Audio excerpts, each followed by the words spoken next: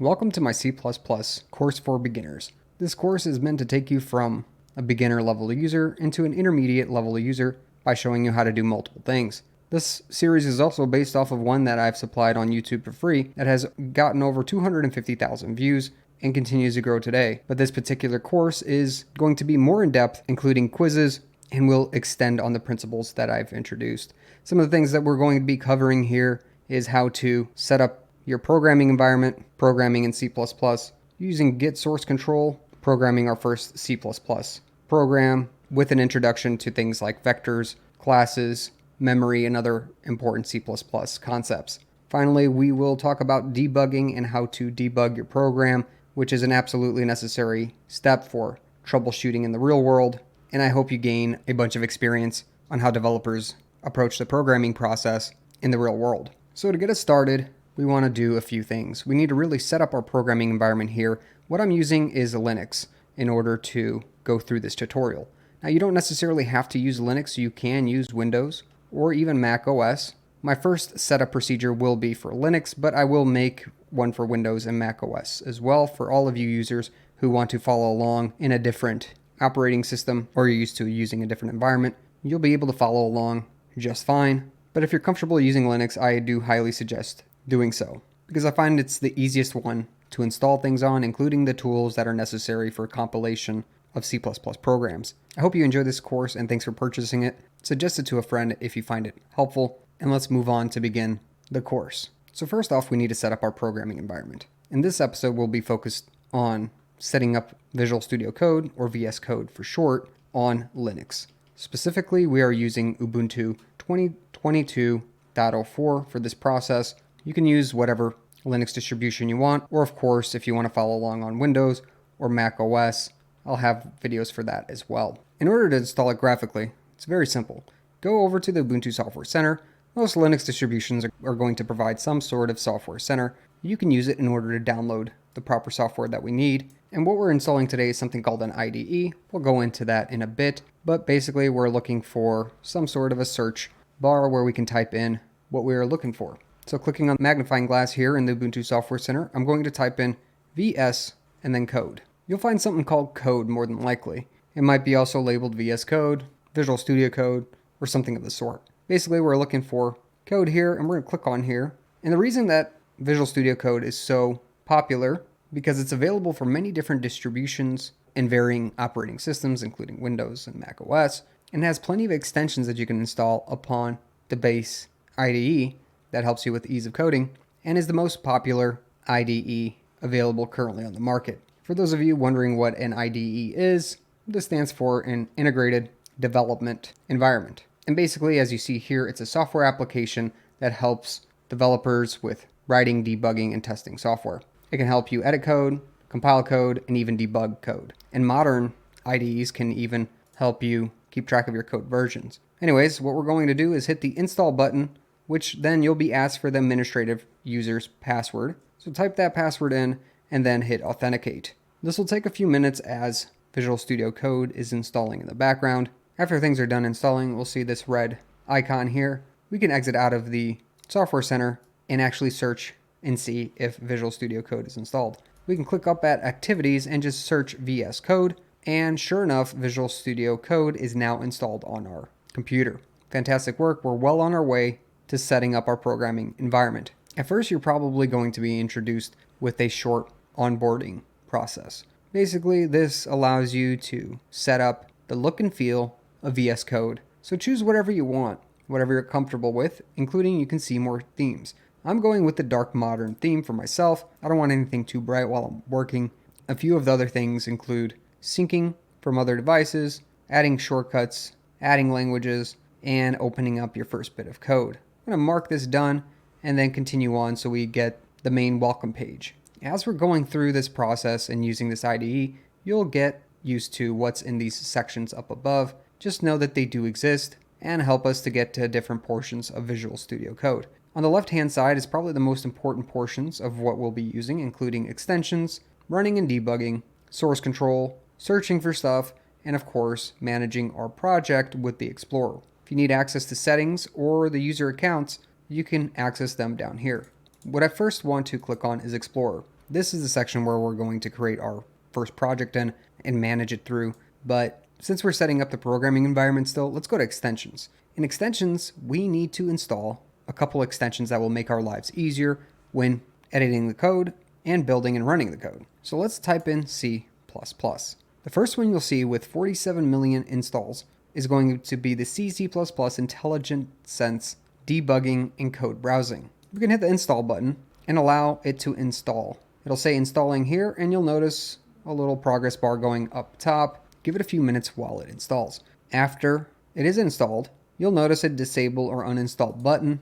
And what this extension does is it helps us with C++ syntax, giving you suggestions and information as you're writing code, and it adds debugging features on top of everything. This is definitely an extension that I recommend using.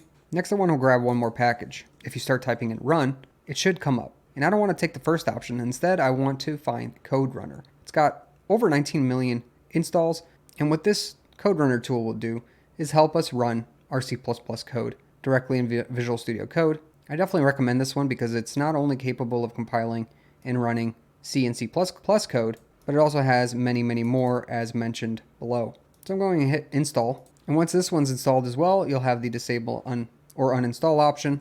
And since we have those few packages, now we can go over to Explorer and create our first project. We're going to click Open Folder. This is where our project is going to exist. I'm going to place this somewhere on my Linux desktop. If you're not using Linux, of course, you can place it anywhere you want, whether it's on your desktop, documents folder, wherever. It's fine as long as you remember where it's located. First, I'm going to hit the Create Folder button and just create a new folder. I'm going to call it Simple List and hit Create. That created a new folder.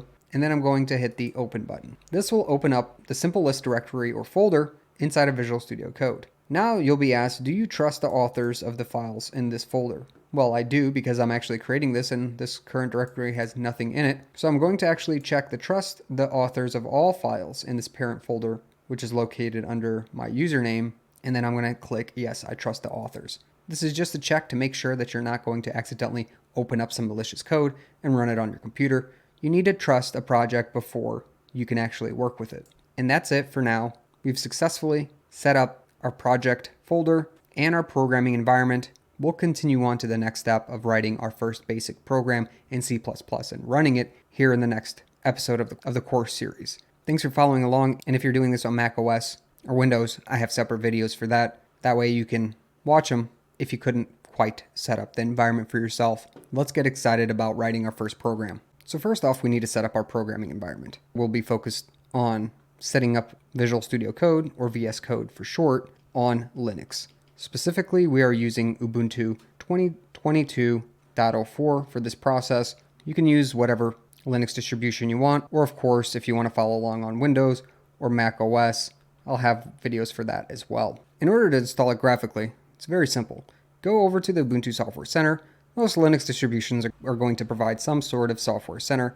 You can use it in order to download the proper software that we need. And what we're installing today is something called an IDE. We'll go into that in a bit, but basically we're looking for some sort of a search bar where we can type in what we are looking for. So clicking on the magnifying glass here in the Ubuntu Software Center, I'm going to type in VS and then code. You'll find something called code more than likely. It might be also labeled VS Code, Visual Studio Code, or something of the sort. Basically, we're looking for code here, and we're going to click on here. And the reason that Visual Studio Code is so popular, because it's available for many different distributions and varying operating systems, including Windows and Mac OS, and has plenty of extensions that you can install upon the base IDE that helps you with ease of coding, and is the most popular IDE available currently on the market. For those of you wondering what an IDE is, this stands for an Integrated Development Environment. And basically, as you see here, it's a software application that helps developers with writing, debugging, and testing software. It can help you edit code, compile code, and even debug code. And modern IDEs can even help you keep track of your code versions. Anyways, what we're going to do is hit the install button, which then you'll be asked for the administrative user's password. So type that password in and then hit authenticate. This will take a few minutes as Visual Studio Code is installing in the background. After things are done installing, we'll see this red icon here. We can exit out of the Software Center and actually search and see if Visual Studio Code is installed. We can click up at Activities and just search VS Code, And sure enough, Visual Studio Code is now installed on our computer. Fantastic work. We're well on our way to setting up our programming environment. At first, you're probably going to be introduced with a short onboarding process. Basically, this allows you to set up the look and feel of VS Code. So choose whatever you want, whatever you're comfortable with, including you can see more themes. I'm going with the dark modern theme for myself. I don't want anything too bright while I'm working. A few of the other things include syncing from other devices, adding shortcuts, adding languages, and opening up your first bit of code. I'm going to mark this done and then continue on so we get the main welcome page. As we're going through this process and using this IDE, you'll get used to what's in these sections up above. Just know that they do exist and help us to get to different portions of Visual Studio Code. On the left-hand side is probably the most important portions of what we'll be using, including extensions, running and debugging, source control, searching for stuff, and of course, managing our project with the Explorer. If you need access to settings or the user accounts, you can access them down here. What I first want to click on is Explorer. This is the section where we're going to create our first project in and manage it through.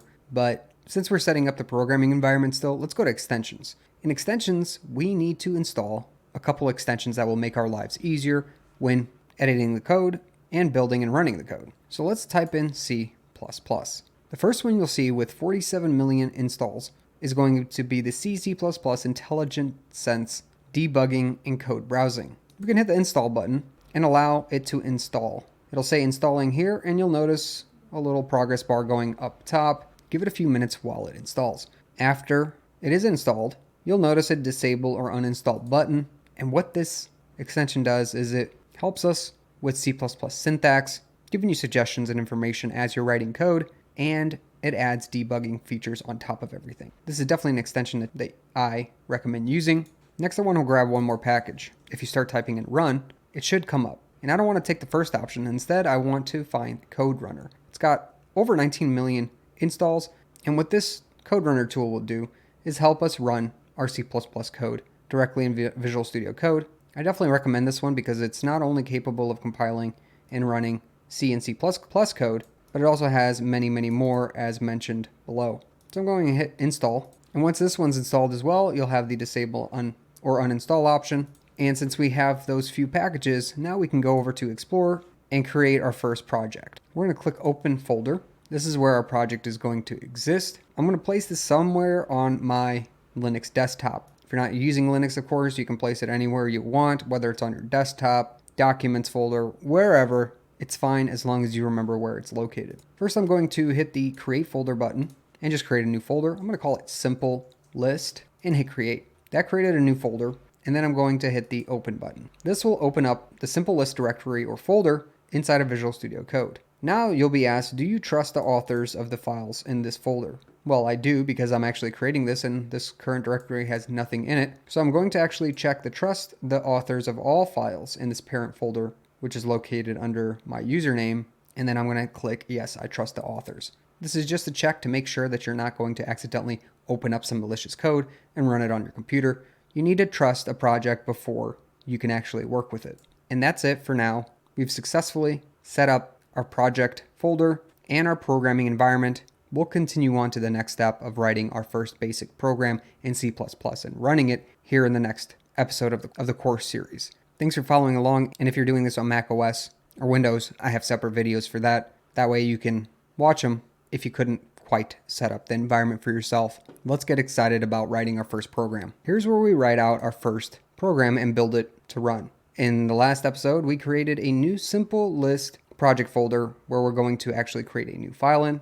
If you get any suggestions for installing more extensions at the bottom right corner of your screen, feel free to do so. But we have the main extensions we needed from the last episode. Anyways, with our new project opened up, we're going to create a new file. I'm going to make things a little bigger here so we can follow along, but I'm going to select this option here, which says new file, and then I'm going to get a new field where I can type in my file name. I'm going to call this main.cpp. Notice how the icon changes and it says C++. I'm going to press enter, and that's going to create my first file, which is just a .cpp extension, short for C++, and now I have a line number 1 with a blinking cursor. I'm actually going to increase the size of this overall IDE so we can all follow along and see the code more easily. The reason behind naming this main.cpp is because the C++ and C compiler expect a starting point called main. We'll talk more about this in a second, but just know it is kind of a strategic naming convention, and that's because the compiler will look first for the main function in order to actually start other functions or fork to other functions whenever you invoke the program at first. We'll see what I mean in a moment, but let's get started at writing our first few lines. First, I'm going to include the IOStream library. This is what's known as the standard library header. It basically provides us with ways to interact with the system, giving us input and output stream capability, and is commonly used for terminal-based operations. Don't get too caught up in this, just know that it supplies us with some basic functionality that we'll need to use in order to interact with our system. Next, we're going to write our first function. We're going to type in int space main. Then we're going to do open and close parentheses, followed by open and closed curly braces, and put our first line here in the middle. This is called a statement that goes in between the curly braces of a function being main. And what we're going to display is hello world to our console or terminal. That way we can show the world we've created and ran our very first program. The way we do this is we first do std : then we'll type in cout, and notice as I'm typing cout, you'll get different recommendations. It did notice a cout function that's part of the OSStream portion, which is the library that we included up above. You can definitely use this functionality here to help you select varying different functions if you're unsure of what's available. So these characters will now get printed out to the console if we do 2 angle brackets. Make sure that they are positioned in this fashion or else things will not compile correctly. And we're going to put quotes and just type in hello world. Now I'm going to use another standard library function. If I do std, notice I have to do the : This just helps the compiler relate to what library you're using in order to call out a specific function. This function is called endl, which just stands for endline. I'm going to end with a semicolon. And finally, I want to just return something, which just tells the program if it's successfully compiled and ran. A 0 exit status means everything was successful. One thing I missed was 2 more angle brackets. These are known as insertion operators. So we're inserting some text into the console output, and then we are inserting an endline character with the string that's also going to get passed into the console out function. Another thing we want to focus on always is up here, this little circle up top that I'm pointing to now is important to realize because that means there are changes that went unsaved. Always make sure that that circle is gone before trying to compile something. Otherwise, your changes are not going to get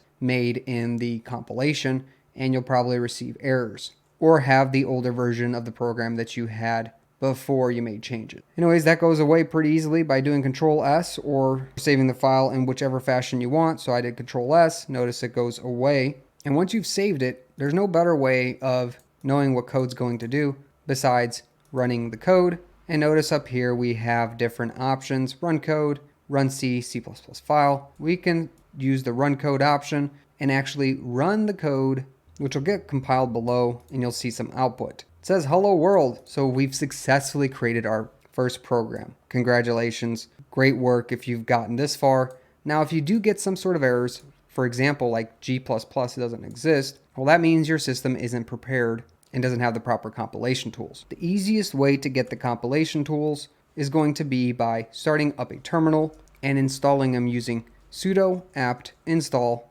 build-essential. This here will get you all the tools necessary for compiling C and C++ programs, and this comes standardly installed, I believe, with Ubuntu, but not all Linux distributions. So if you don't have it, make sure to install it. Or if you're having issues trying to compile and run your source files like we did a moment ago, then you can run this. If I type in my password here, you'll notice that mine's already installed. So for testing purposes, I'm actually going to remove this so you can see what kind of errors you'll get if you don't actually have this package installed. And I've officially removed those packages. So since I removed them, I'm going to run things and see what happens. Look at that. Now it says G++ not found. So I tried running this up top, but what happened was it failed to find the C++ compiler called G++, and it's not going to work. That's why the build essentials is key. So now if I go back and install the essential tools, let's see if things work after installing them. All right, we go back and we hit the run tool,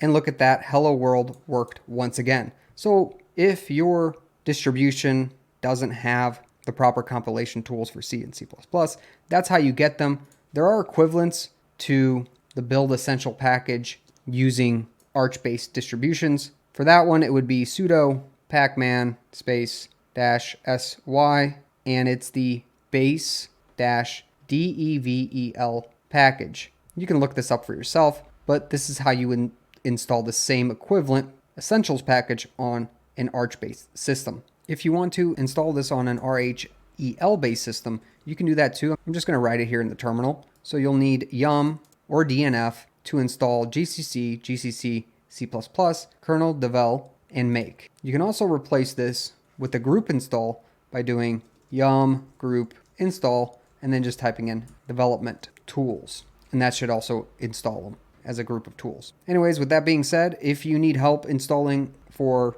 Windows or Mac OS, I do have videos for that as well. Go check those out and we'll be able to continue following along together here in a moment. I want to briefly talk about what happened down here. CD just means change directory. So what this code runner program did is it changed directories to the location of the simple list project. Then it also, after that, ran G++ main CPP. So this is the compilation of our main CPP program that then got outputted as a program called main inside of our simple list directory. So if that's the case, we should expect to find main, and we do, inside the simple list directory. Fantastic. So anyways, back to this. What does this last part do? Well, it then takes the absolute path of the directory for the project and then runs main for us. That's why we see hello world. Now you kind of understand what Code Runner is doing in the background. It is switching directories, building and compiling our C++ program, and finally running the program for us. And after all that was done, we saw that hello world was spit out in our console or terminal, and it created a new line right after hello world, which is this end line right here, executed with code 0, and everything was done within 0.393 seconds. I also briefly want to go through how this all relates. As you see, hello world is written right out here. We have this extra new line character, or basically line, because we added this end line, which just means new line. Cout is what actually took these characters and spit them out into what we call here a console or terminal. Return 0 is what the returned result was after the program executed successfully, so everything here. And we can see done exited with code 0, so code 0 is in reference to this return 0. And finally, the IOStream library is what allowed us to include this cout and endline function. What's nice is in Visual Studio Code, you can highlight some of these functions to see what they actually do. It might seem tricky at first. We won't talk about what all this gibberish is, but we will see that it tells you what it does. So it writes a new line and flushes the stream. The manipulator is often mistakenly used when a simple new line is desired, leading to poor buffering performance. Anyways, that's a way so you can look at various different functionalities based on whatever libraries you include. I'll end it here because in the next video I want to talk about another tool that will help us combine and compile multiple source files together, making it really easy to compile, build, and run our program. Code Runner is great for single source programs, meaning programs where we really only have one file. But when we get into more advanced programming, especially object-oriented based, we're going to have multiple files with varying source files, and they'll all need to be compiled together. So that new utility will help us immensely. Anyways, again, congratulations on making your first Hello World program.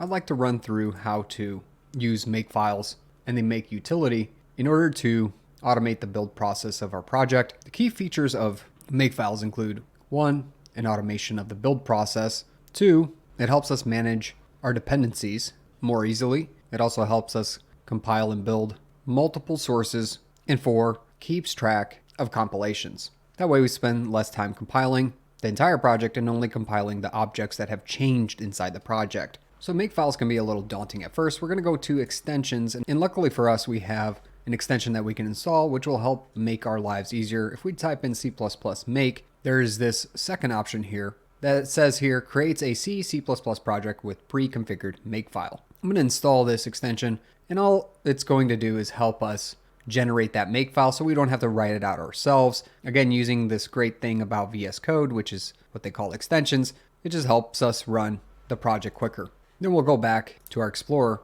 into our main CPP file. And in order to generate that makefile, we can use the command palette. If we go down to the cog, click on it for settings, and then we can actually select command palette, or you can do Control-Shift-P. You'll get this field where you can start typing into. Let's type in make. You'll notice C, C++, make, init project. That's to initialize our make file for our project. We'll click on this. And you have 4 choices afterwards. C, project, C++ project, only C makefile, only C++ makefile. We want the C++ project option. Once we've done that, we'll get our makefile template written out for us. The C++ project also includes C, so do not worry about that. And in this template, you can see that there's quite a bit to this file. If we scroll through, we didn't want to have to write all of that, but basically now we have an intelligent template that can easily compile all of our files together. So what we want to change is just the makefile settings. What do we want to call the app? Well, we already know, simple list. And what type of extensions we want to compile? Well, we want to compile the CPP extension. Then what we have is the source directory. So where do we want to compile this thing from? Well, that's the folder location. So the directory where the project exists, and we can figure this out together. Okay, and then up top, I'm going to view, and I just want to see a terminal. That way we can navigate through things. Since we have a project open, it should automatically load the terminal into the directory where the project's located. So this makes it super easy on us. If I just type in pwd, this means print working directory. If I press enter, I'm going to get a result. Notice the result down here is the location of where my simple list directory is based on the absolute path of the system. So home, SavvyNik, simple list is where it's located. Now I can easily take that, and instead of this src, I can actually paste in that directory location. Of course, yours might be somewhere else. Doesn't really matter. You can still paste it in as the source directory. And that should really be enough in order to compile our project now with a makefile. I'll make one other note. The object directory is going to be, if you have a separate directory that pertains to extra objects. When you initialize a makefile using this extension, it's going to create a source and object directory for you in the current located project. Notice over here on the left side, we now have an object and source include directory. So now I can actually move any files that I want into the source directory and they will get compiled. I don't necessarily have to actually change this. You only need to change these if you have a different location as to the project that you're currently building for. But since we've done this all together with our project, things should be just fine. I'm going to make sure to save the makefile and save the main CPP file, and then I'm going to exit out. Now we have the files here, which include main CPP and the makefile. And below here, we can issue a command as long as you are in the directory of the project called simply make. Notice it says no input files. Well, that's because the makefile actually wants to compile things from the source directory. So we need to move main into source. It's going to ask us if we're sure we want to do that. Yes, we do. Yes, it's a different location, but it will help us in the future here. So anyways, we're going to run make again, and notice that time it worked. Congratulations, you've successfully compiled your program using make in a makefile. What is happening here is make is compiling any source file that it finds in the source directory. So it found a main CPP file. So it compiled that file for us and linked it for us. So make went through all of our files, found the one file we had, compiled it, created an object, and then linked the object to create a program called simple list. In order to get a list of all these things here in our directory, we can do ls. Notice we have simple list. And why is it called simple list? That's because we told that makefile configuration that we changed a moment ago that our project is called simple list. So if you want to see that, right here is where that gets set. And in order to run this compiled program, we can down here in the terminal by doing ./simplelist, pressing enter, and notice it says hello world as well. One thing I want to remove is this program here, which is a compiled version of what we first made. I'm going to delete this because we don't necessarily need that anymore. Now that we have our makefile generating a build for our program, it will no longer create that main file. Instead, it's going to create this simple list. Just be sure not to touch your main.cpp file. We'll need that later. So we're going to go back to main CPP and describe what exactly is going on here. So I want to go into depth a little bit with this before we continue on. First off, this line here, include IO stream, is something called a preprocessor directive, which is a way to tell the thing compiling that you want to include some library header. Specifically, this one is called IOStream, which helps us write stuff to the terminal or console. This int main, and specifically main, is the entry point of our program. This is where the first bit of execution takes place and is known as the main function. Every C++ program is going to require this. And then these curly braces just specify that anything between them belongs to a specific function. For this function, it's called main. Everything in between those curly braces are called statements. So our first statement here, the standard out, hello world, it's taking a new line generated by the standard library. We can think of these as something called objects, object over here as well. And it's using this, which is an insertion operator. So we have two of them. And it's inserting the new line object with hello world, and then inserting hello world and the new line object to an object called cout. And the specific job of the cout object is to display anything given to it to our console or terminal, as we saw before. Finally, our second statement, we call it S2, this S1, is a statement that returns a number telling the operating system that the code executed successfully, and 0 represents successful. The last thing that we haven't talked about quite yet is this int right here, which is what type of data type or parameter that this function is expecting to return. So int basically just means a non-decimal number, and since we plan on returning a 0, we specify int so that this function can actually return something. So all of this code in order to display something to the console. And you could be asking yourself, why would you want to use C in C++? Well, it's a powerful programming language for many reasons. Basically, some of the main reasons are it's efficient and performant because it allows for low-level memory access, meaning you have pretty much full control over your memory management, and allows you to create performance-critical applications. Number 2, portability. You can basically use C and C++ on any system, and it's adopted with all sorts of hardware, and is actually the standard for most hardware applications. It's stable and has a huge community that supports it because it's been around for around 40 years, which has given it many years to prove itself out in systems and production systems. Another reason is it has proper standardization. It's been well defined by the ISO and IEC standards, so we know what behavior to expect, including from the language, libraries that exist for it, and even compiler behavior. These are some of the main reasons that C and C++ is still used today, especially when it comes to hardware circumstances. Many of the newer languages do not even offer proper memory management, something that is critical for building firmware and low-level embedded systems. It also offers you general capabilities to write any kind of a general program as well. You're not stuck to hardware, so it's really an all-encompassing great software language to learn, and we'll continue learning about it in the next episode of the series. Great work. All right, we're back, and it's time to start developing some of our program, and that program is going to be called Simple List. The idea here is to create a application that can keep track of our to-do items and give us reminders. And with everything set up here in the development environment, we can finally start. Of course, if you haven't watched the videos to set up your environment yet, you might want to do that. Those are the videos before this one in the series. So let's start with a blank slate. I really don't need this file here, so I'm going to move that to the trash. And the first thing I want to do in my main CPP file that's located under the source directory, I'm going to do #include space angle bracket IOStream. So we're going to grab some objects from the IOStream library, and this will help us write and read directly from the console or terminal. That's why we're including this library. And the next line right below that, we're going to do using namespace and then std with a semicolon at the end. And what this line will allow us to do is instead of having to write out std : every single time we call an object or function in the standard IOStream library, we can now just simply call the function out. Before you saw me using stuff like std : cout. Well, now we don't need this portion because we're using a namespace. Then the next thing we want to do is create our main function.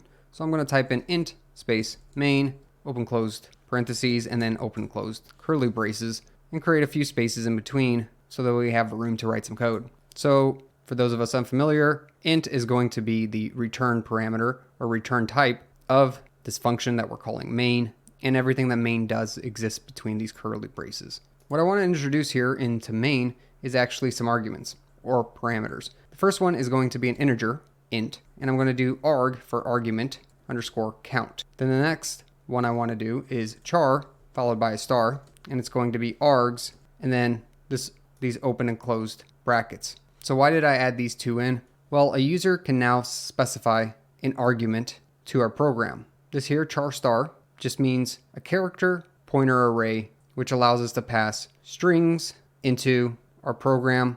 And finally, this arg count is going to keep track of how many strings are passed in. Sometimes I use str as short for string, just so you're aware, but let's continue on and we'll understand what's going on in more depth soon. Mainly just understand that this helps us get text and arguments from the terminal or console. At the very end here, we're going to say that we return successfully, so return 0 with the semicolon. And we always want this in our main function just because it expects some type of returned integer, and that integer is 0, just meaning that we've successfully executed our program. So at this point, let's make a save and make sure that we can compile our program. So start the terminal up. You can always do this by going up to terminal and hitting new terminal. And the shortcut for that is Control Shift Tick. So again, so you remember Control plus Shift plus Tick, which is typically with the tilde or right under your escape key. It's nice to know about that just because we will be using terminal quite a bit to develop our program. You can also just press Alt if you're in full screen, then select terminal and hit new terminal. Either way, whatever's easiest for you, I won't mention it again. And currently I'm in the simplest directory, which it'll automatically load into there. I'm going to type in ls, which will list out the folders, the directories, and the program, including our makefile. And this will resemble what you see up here as well. So we created a makefile in the last video, so I'm going to do make in order to build and compile my program. Looks like everything was compiled successfully, no errors.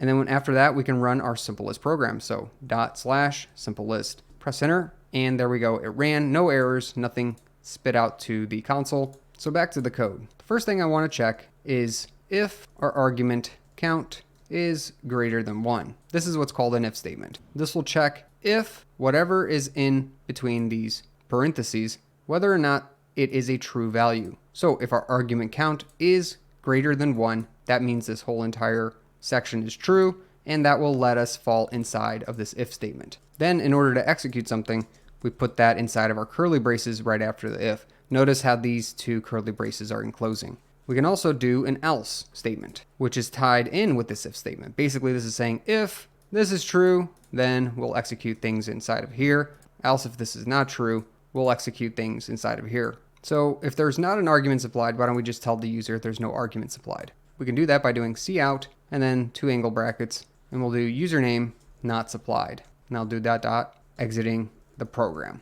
Then finally at the end here, another 2 angle brackets and endl, meaning end line. This will just create a new line, making things look a little better. I'm going to move this over so we can see the code a little better. So let's talk about this once more here. The main function defines the start of a program, and it can take in as many arguments as you want. Those are values that just get passed into here, so you can type in something to the terminal or console to run the program, and in the background, those arguments will be passed into our program. So just so you're aware, argument 0, our very first element, will always be the program name. arg1 is actually going to be the first argument supplied by the user. And then you can have arg and elements, all delimited with spaces. So let's first define a new data type down here to make use of this. So we'll define it as a string, which defines an array of characters, which is also known as some form of text like a name. So what do we want to call this string? We want to call it name. And what do we want to store inside of this name string? Well, we can actually allocate name with args1, because again, remember, arg0 was our program name. arg1 is going to be the first argument. So the first argument that we take in will be the user's name. And we want a semicolon at the end here. So all this line does is define a string data type, which can store some text. And then we give that string a name called name.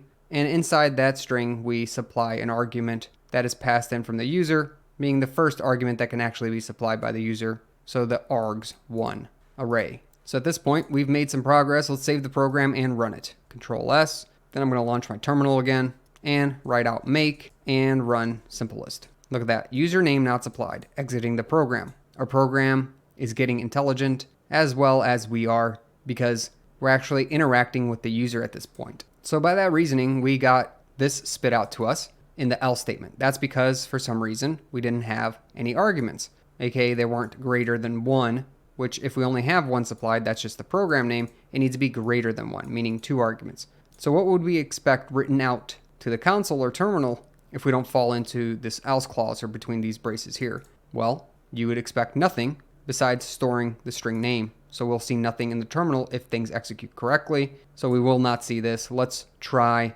actually supplying our first argument. So I'm going to do simple list, and then I'm going to type in SavvyNik. And if I press enter this time, notice I do not get this username not supplied. We did supply a username and it was stored in this string called name. So we'll make this even more intelligent.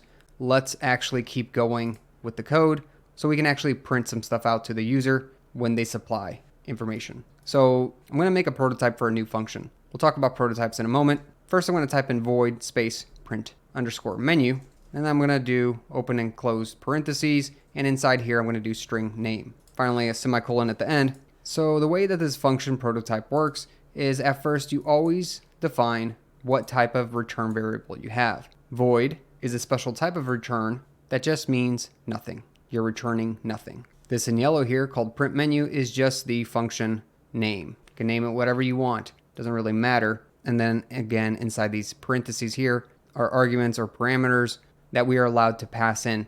We have to specify the data type that we're passing in and then the name of that data type, which is called name. So if we compare this to the main function, there's 2 arguments being supplied here versus only 1 in this print menu function. And why are we defining this prototype function? Well, a prototype function allows the program to understand that this print menu function will exist somewhere in the program and it can be below main. We can also define the full function up above main, but the reason we do this is the way that this program gets read is from top down. So you could imagine if you executed your main function before defining the print menu function, you could never call the print menu function inside of main because it would tell you, hey, I can't find print menu. So where do I go to find it? So if you put this prototype function here, then the compiler will understand that that does exist somewhere in your code and will continue looking when making the compilation and linking of your functions. Basically, hey, keep checking until you get to it. So it is important we put the prototype up here that's highlighted before we start stubbing out the actual function below. So what do we want print menu to do for us? Well, I'm thinking it'd be nice to supply the user with some sort of menu that they can interact with. So that's the plan for the print menu function. So I'm just going to take this and copy it right below. That way we can actually define the function. And now I'm going to put these curly braces instead of ending it with a semicolon. Then I'm going to create an integer here, an integer called choice. That way a user can make a choice on what they want to select. And this will be a choice that's selected using a number. So then we're going to use cout to tell the user something. Again, this is the object from the standard library. And I'm just going to put an end line at the end. This is for good practice. What I want to write out here is basically just a bunch of asterisks. That way we can make things look all right. But I also want to show you something different because we've been using this special object called endline this entire time, but there's actually an easier way to do this. If we do /n, well, that effectively does the same thing. And it's a specific escape character that allows you to signify that you want a new line at the end of a string. So we'll just start using that because it makes it easier and quicker to program in a new line. And let's supply something else to the user here. This one, again, I'm going to use cout, and then I'm going to say 1 print list with a period and another new line at the end. Then I'll add a second option. So cout 2-add to list with a dot and a new line. And let's give them another option. So the third option is going to be delete from list. Again, new line at the end. Don't forget your semicolons at the end. The program will complain if I do get carried away a little bit and forget sometimes. Finally, maybe one more option, cout, and we'll say number 4 to quit the program. Again, with a new line at the end. Towards the end here, we might as well ask them to enter their choice and give them some direction. So enter your choice and press return or enter. And I'll put a new line character in here as well. Okay, and this is the first time we're going to introduce a new object called sin. And notice how I used different angle brackets here. That's important to use. Basically, it takes something from the console or terminal that's being supplied by the user and puts it into a variable, and I'm going to put it into choice. So whatever the user inputs, it's going to be stored in choice, which we defined choice as an integer, so a number. So now the user will supply a number, which is choice, and then we can parse through which choice they selected and use it for our menu. I see that I missed a semicolon up here because I got some red underneath the cout. No big deal. Caught that before I compiled it. Make sure to save. And then I'm going to do something real quick here. If, let's say, our choice is equivalent to 4, then we're going to exit out of the program. And we'll just exit out with 0, meaning we exited successfully. So what's this exit function? Where is it coming from? All it is it's a built-in function that allows you to, it terminates the execution of the program and returns a status, and that status we set to 0, meaning everything ran successfully. So since we have this if statement, we can put an else clause, and I want to, so I'm going to put else. Basically, if this doesn't run, we'll run this down here. And I don't like leaving spaces here. You can, if you want, put spaces to see things better, but I'm going to leave mine like this. So we'll say something to the user. We'll just say, cout, sorry, choice hasn't been implemented. That way, if they choose anything besides 4 right now, we'll send them this message. Otherwise, we're going to exit gracefully out of the program. Basically, that's going to be our message as we're building these other choices into our program. So there is one problem right now. Currently, we're not making any kind of reference to this print menu function, so we're never going to invoke the function. So how do we do that? Well, we can simply do that by calling it here from our main function somewhere strategically, and I would tell you that probably the best place here is if we do get an argument count greater than 1, meaning a username has been supplied to the program, then we're going to store that name, and then we can pass that name directly into our print menu function. So how do we call the print menu function? Easy. Type in print_menu as it's called, and then semicolon at the end of this. Notice the red squiggly underneath. That's because we failed to supply the print menu function with the proper argument.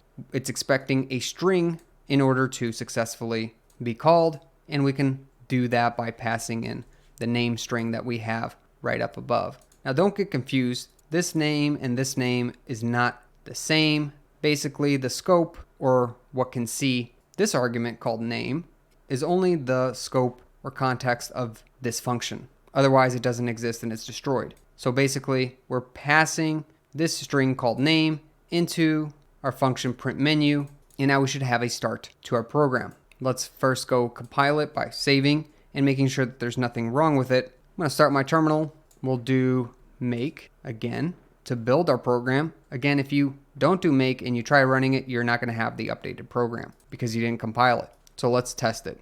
I'm going to do /simplelist and press enter. Username not supplied, exiting the program. Okay, is that what we expected? Yep, because we didn't supply a username. Therefore, no, we didn't have enough arguments and it went right into this else clause. All right, let's supply a second argument. So simple list. And the second argument is going to be SavvyNik. I'm going to press enter this time, and look at that, we got a menu this time. So what do I want here? We know we implemented 4, so that's to quit the program. We would assume what happened was we first checked this if statement. We had more than one argument. We took a string and we took the second argument, which is SavvyNik, because this array starts with 0, and that was passed into print menu. And print menu was also called. When print menu was called, it created an integer called choice. It also passed in a string called name, which was the username supplied, and then it printed out all of this. Finally, this is the last line that got executed. So right now, we're at this line where we get to pick a choice. So I'm going to type in a choice. The only one that we've implemented so far is 4, which will exit the program successfully. Hopefully, let's try that out. I'm going to press 4 and then enter, and look at that. Things exited out. We're back to the terminal. So I'm going to rerun that, and this time I'm going to select a different item from the menu. So let's do choice number 2. Look at that. Sorry, choice hasn't been implemented, and we exited out. Now notice how everything's on one line here. That's because I forgot to add a new line. So if you ever see goofiness like that, just know that it's probably missing a new line. That should fix things. I'm going to clear things out, rerun, type in 2, and that time it didn't fix it. Well, I kind of tricked you because I didn't do make. That's what I mean. If you don't do make and you make a change, you're not going to build and compile the code, and you won't be able to run it like you expect. So if I rerun and then I press 2, this time we have the new line character and things look better here. All these messages are not on one line. Fantastic work. Well, we've made it really far in this episode. We went from a non-existent program to something that takes in user choices and prints them a menu so they can select between the choices. We're going to continue implementing our program in the next round. Things are getting exciting. All right, in this course episode, I'm going to be introducing something called vectors. These objects will help keep track of our list and all the items inside of the list. So let's jump right in. What you see up here in front, I'm going to exit out of the terminal, is what we created last time, a print menu. That way the user can interact with our program, and of course the main function that handles the initial start of the program. I also want to let you know that there is a GitHub repository that I've made. If for any reason you get stuck on one of these episodes, you can look through the different commits that I've made. They're episode based so that you can have the code ready for any episode moving on with the course in case you messed up somewhere. I want to add a few more functions in, so we need to create a few more prototypes. I'm just going to copy this one and actually paste it a few times to make things easier on myself. The first one I want to create is I'm going to change this, and it's going to be called print list. And I'm not going to have any arguments. I'm not going to be passing anything into this function call, so I'm not going to put anything in between these parentheses. I'm also not returning anything from this function, so I'm going to use void out front. The next one I'm going to create is add underscore item. And what I plan on this function to do is take a user inputted item and add it to our list. I don't really need any parameters passed in or arguments, and I'm also not going to return anything at the moment, so I'm going to use void again.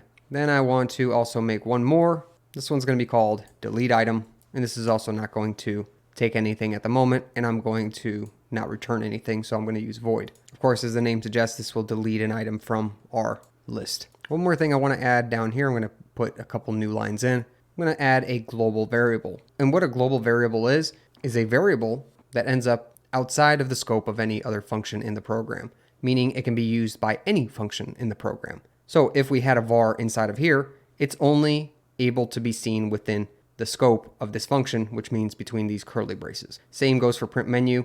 A very good example is this int choice variable, which can only be seen by this print menu function and everything in between here. So that's something nice to understand. Since we're adding one up here, every single function below it will be able to see it. So just like we defined a data type before, we're going to define a new one called vector. We haven't used this one yet. Just like we define an integer or a string like we've done before, we can define a vector, which is really just a structure that can be dynamically allocated, and you get to define a sub data type for that. And to kind of describe a vector data type, we'll think of it as some sort of an object structure, which if we have a vector, we get to define what exists inside this vector. So we're going to be using strings, so I'm just going to make this notation.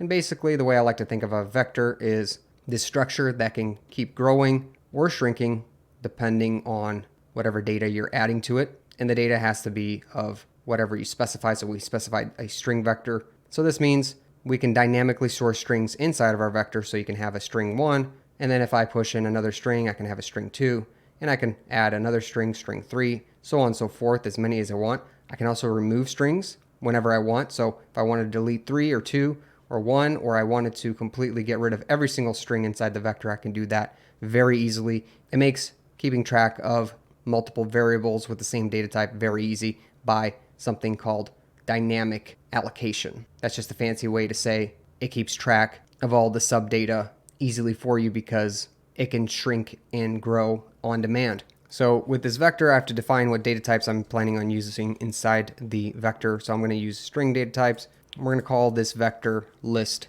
And the reason we have these red squigglies here under vector is because we still haven't included the proper library in order to actually use a vector. So we have to go up top. As we included the IOStream library, we have to include the vector library. So that should fix things. As soon as you save it, there we go, squigglies go away.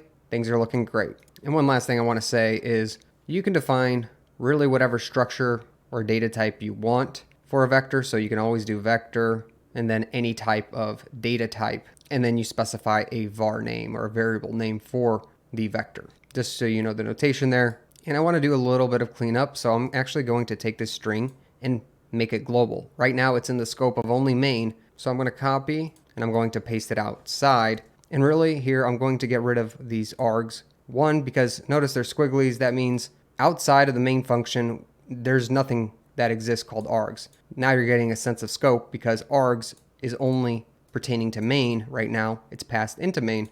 Therefore, anything outside of the scope of main is not going to understand what that is. So we can remove this, put a semicolon here. This means we're defining a variable called name, and it's of a type string. Now here, I need to make a little change, and I can just do name equals string parentheses, and then I'm going to put the arg's second argument into name. Why do we need to do this? Well, this string function is going to actually take our argument and turn it into a string before saving it to name. That's effectively what we were doing earlier too. We were just defining it in this one line, but I want to make sure that name is of global scope now. So whatever we save from the arguments actually is going to be saved in the global scope. Now we can start creating some of our other functions that we have just added. Let's do add item first. We'll go down to the bottom where we have some space, push enter a few times, create a few new lines. And I like copying my existing prototype, so I'm just gonna highlight, copy, and then go back down and paste this in so I can start stubbing out this function. Of course, I'm gonna remove the semicolon and add in some curly braces. Now I can add the statements inside. First thing I wanna do is use cout again and print something out to the console. Just gonna put some new line characters here, which will help clear the screen a little bit. So I'm just gonna add a few. You can really put in however many you want. I'll put a semicolon at the end and then print out the next thing below. So I'm gonna do cout again. I'm gonna do a few asterisks to make things pretty inside this string, and I'm gonna call it add item, so the user knows what's about to happen. Then I'm gonna do another cout, and this one I'm gonna say type in an item and press enter and a space. So this is gonna ask the user to basically type in their item in this space. So you're gonna ask this first, and without a new line character, it's still gonna remain on the same line, and the user enter it in here on the same line using the console. Forgot a new line here, so I'm gonna add that in, make a save. And next I want to define another string called item, and I want to capture something from the console and store it into item. So this is how I think of the angle brackets. I'm saying that sin is passing something into a variable. The variable is going to be called item. Next I'm going to type list dot, and notice how we get a whole bunch of functionality for the list. This is because all of these belong to the vector object that we defined above called list, and it's of global scope, therefore we can reach it in item. Most of these are functions, of course, some are variables as well, but we want the function called pushback. So this allows us to actually push in an item to our vector to save it inside the vector. So if we just put in an item, this is how easy it is to use a vector to keep track of our items that are getting populated in by the user. We're taking our object called list, which is a vector, and we are then using this pre-built function for the vector to push in an item, and the item that we're grabbing is from the user, and it's a string type. And remember that up above we defined string as what we want to store inside of our vector called list. So perfect. Item matches that because it is a string, and also understand that this pushes the item to the bottom of the vector, meaning the first thing that you push in goes to the very top position. So we'll just say like item number 1, and this is vector of strings, and then as soon as you add another item in, it will get put right below, and so on and so forth. That way you understand how they actually get put inside the vector. All right, next thing, we want to let the user know we've successfully added an item to the list, and again we're going to put a few new lines here at the end. And then one thing I want to do after here, put the semicolon in and do something called sin clear, another function of the sin object, which is the console in object. All this clear does is just make sure that the buffer that stores anything that's coming from the console gets cleared. So if there's any rogue input, we won't see it. Next, I want to call the print underscore menu function that we created earlier. That will print our menu again, so the user gets to see what's in the menu. And right now we see this squiggly. Why is that? Well, let's go up to print menu. What do we require? We require a name to be passed in. So we can just pass name in.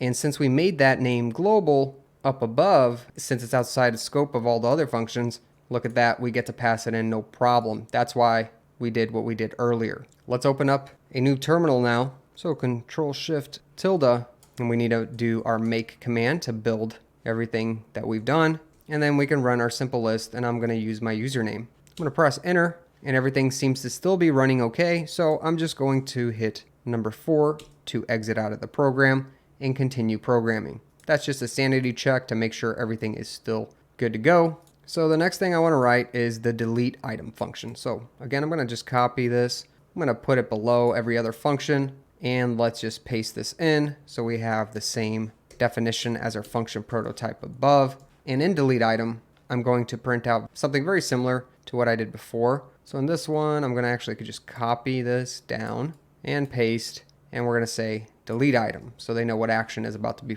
performed. And here I'm going to say, let's select an item index number to delete, and then our favorite new line character at the end. Finally, a semicolon, and then I'm going to do a new if statement. So if the list dot another function inside of here, we should be able to find it. It should be called size. Here we go, size. So if the size of the list returns anything greater than 0, that means we will go inside this if statement. So basically, if there's something in our vector, this function's built to return the number of the items inside our vector called list. So if something does exist, we'll fall into this if statement and print out the items. So we're going to introduce something new here, which is a for loop, is a way to iterate over a statement multiple times depending on a condition. Let's actually write it out and you'll understand. The reason we want to use this is we want to go through every single item that's currently in our vector called list and spit out that item so the user can see it. We'll do for, and then parentheses. We'll type in int I equal to 0. So what's nice about a for loop is you get to define variables inside of here that only pertain to the for loop. We use the integer data type, and we're going to call the variable I, and we're going to set it directly equal to 0 right away. That way it starts at 0. And then we're going to put a semicolon. So the first part of a for loop, we'll just write this out on the side so you understand. For is going to be for creating variables if necessary. So I'm just going to call that vars. The second portion after the semicolon is going to be a condition you want the for loop to check to see if it's still valid and continue on looping. In our case below here, we probably want I to be less than the size of the list itself, meaning if it becomes greater than the list size, there's nothing else left to iterate over. So finally, to complete the for loop, we need an iterator. So we can call this iterator or iteration, and that's what actually defines a for loop. So we already created our iterator. Technically, it's going to be I, and all I'm going to do here is I++, and every time the for loop is now ran, I will get incremented by 1. That's what the plus plus means. So at first it starts with 0, goes through, the next time it increases to 1, the preceding time it goes to 2, 3, so on and so forth. And then whenever I becomes bigger than the list size, we will stop running the for loop. Of course, we need some curly braces here. Then we can define a statement in here that gets executed on every single iteration of this loop. So we want to print out something to the user. So again, cout, and we probably want to print out what the current index we're on. So we start with 0. So we can easily do that by just typing in I. And cout is very nice because it allows you to concatenate variables into it as well as strings. So we're going to put another few angle brackets, which will help us concatenate stuff together. And then we'll make a string here. I'm just going to put a colon space. And then I'm going to put another few angle brackets and type in list. And then we're going to do these open and close brackets and put an I in between here, which will allow us to print out a list item, aka one of those strings we've stored in our vector depending on what location we're at. Meaning if we're in the very first location known as 0, it'll print out the first item in the list. Next time through the loop, it'll print out the second time in the list, so on and so forth until we reach the max size of the list. And then finally, I think we just need to add a new line at the end to make things pretty. So we can do that here. Again, don't let this fool you too much. All this is doing is saying, put a new line at the end of this string that was returned from our vector, and then put both of those things with this colon here and a space, and then put all of those things with a number out front that we're iterating over, and then put all those things into the cout object, which will display all that information to us in the console. And that should be sufficient enough to get items from the list and display to the user. So let's also do an else statement. That way, if there is no size to the list, well, we need to come up with a different thing to do. And we can simply print out to the user that there currently are no items in the list, or to delete. And we'll put that new line at the end. I did forget a curly brace here because you can see else is yelling at me right now with the squiggly lines. I need to add a curly brace here because that completes this if statement, which allows me to create this else statement. The code realized that. I'm just going to actually make this a little cleaner by getting rid of some of these spaces. I just figured it'd be easier to read. And now I can see that there's actually a rogue curly brace that I must have left over. I intended this one to be the one that matches for the delete item function, so I'm just going to delete this one, and that should fix things down here. And look at that. I'm going to call the print menu function once more, because print a menu after the user deletes an item, and we'll add our final function. This one will be a little easier. So up above, how did we define that one? Well, we have print list here. So again, I'm just going to copy this real quick. Easy enough. Go to the end, paste it in, get rid of this, put curly braces, and then I'm going to print out a few new line characters. I'm just going to copy this from above. That way we kind of match. So here, copy, and then paste this instead. That way I don't have to rewrite it to match. Then we're going to say we are printing list, and I probably want a new line. And now we're going to use another for loop. You could probably copy what's above here because it's really going to be the same. But just to run through it with you once more, I'm going to do for, and I'm just going to do int. I'm going to call it list index, and I'm going to put 0 in initially for the list index. I'm going to do list index less than the list size. Again, we're checking to make sure that we're not printing from a list that doesn't exist. And finally, I'm going to increment that iterator here in the following by doing list index plus plus curly braces. And inside here, I'm going to print out a asterisk with spaces. Then following that, I'm going to actually spit out information, and I'm going to call the list vector and print out all the strings located inside of it by doing list index. Since we're incrementing with list index up above, a set of quotes, and I'll put a new line character in here. So to go over this for loop one more time, we created the for loop. Inside, we say we want to create a new integer called list index. We're going to initially set that to 0. List index has to be less than the size of the list. Otherwise, we're not going through the for loop anymore. Every time we do go through the for loop, we're going to increment the new variable we call list index by 1. Finally, while we're going through the for loop, we're going to print out an asterisk followed by the actual string item that exists in our list and follow that up with a new line. Below, I'm going to do cout, and I'm going to do menu m and do menu with a new line. And I'm going to do char. I'm going to create a new choice. And this time I'm going to do sin. We're going to pass that into choice. And we're going to pass the user's input into choice. Notice how I'm using char this time. Let's talk about that in a moment.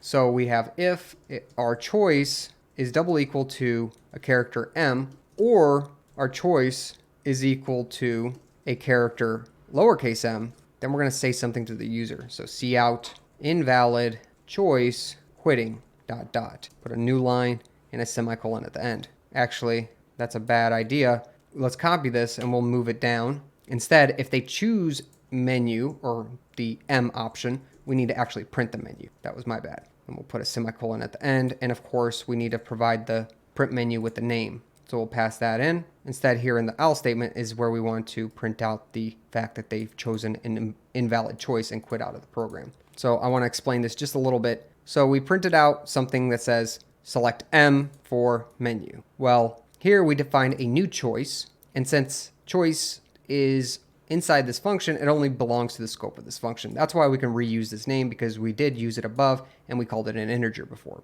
A char is just a character, meaning something like an alpha numeric. So we can store anything like a 0 through 9 or A through Z, even special characters inside of a data type called char. And the reason we're using this is because we're expecting the user to put an M in. Therefore, if you want to store an M, you can't store that in an integer, you have to store it in a character. So all the sin is doing is taking the console input when asking the user for input and then storing it into choice, which is, again, a character data type. Then in this if statement, what we're doing is we're checking to see if the user selected a character which is uppercase M or lowercase m. If they did, we drop inside of here and then we print the menu for them. If they don't pass one of these two checks, then we print out that they have an invalid choice.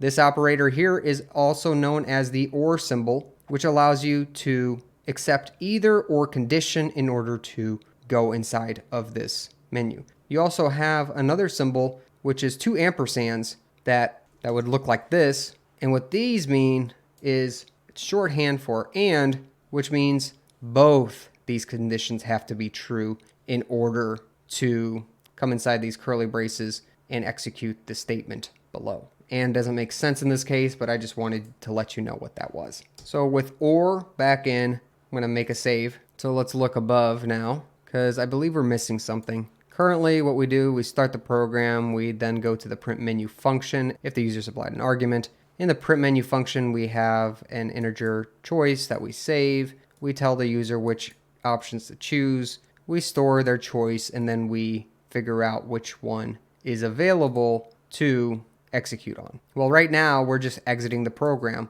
and we only have one choice that they can select for, which is quit. So we can actually make this smarter if we do a new type of clause, which is an else if clause, which belongs in pairs with if and else. You always have to start with if here, but then you can pair it with an else if, and you can do as many of these as you want. Meaning if the first thing wasn't true, you can check a second and a third thing and a fourth and so on and so forth, as many things as you want.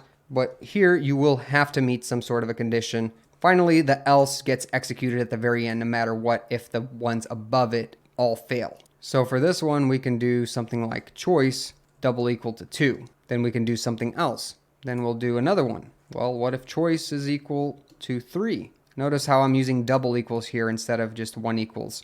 Make sure not to confuse those, because double equals means you're looking for an equivalence between two things. One equal sign means you're assigning a value to a variable. So we would have assigned choice with an integer 3 if we only had one equal. Definitely an easy mistake to make. Finally, we probably need to put one more else if in and make that choice double equal to 1, because we got 4, 2, 3, and 1. I'm just going to swap these numbers around just to make things a little cleaner for now. And then I'm going to put my curly braces here and complete things. So now I have an if, else clause. So if this is true, we go into here. Else, if this is true, then we go into here. Else, if this is true, we go into here. Else, if this is true, we go into here. Finally, if none of the above are true, we go into here. So in these choices, I already said what they're going to do up above, so we just need to call our functions inside here if our choice is properly made. So 3 correlates to deleting something from the list, so we can just call the delete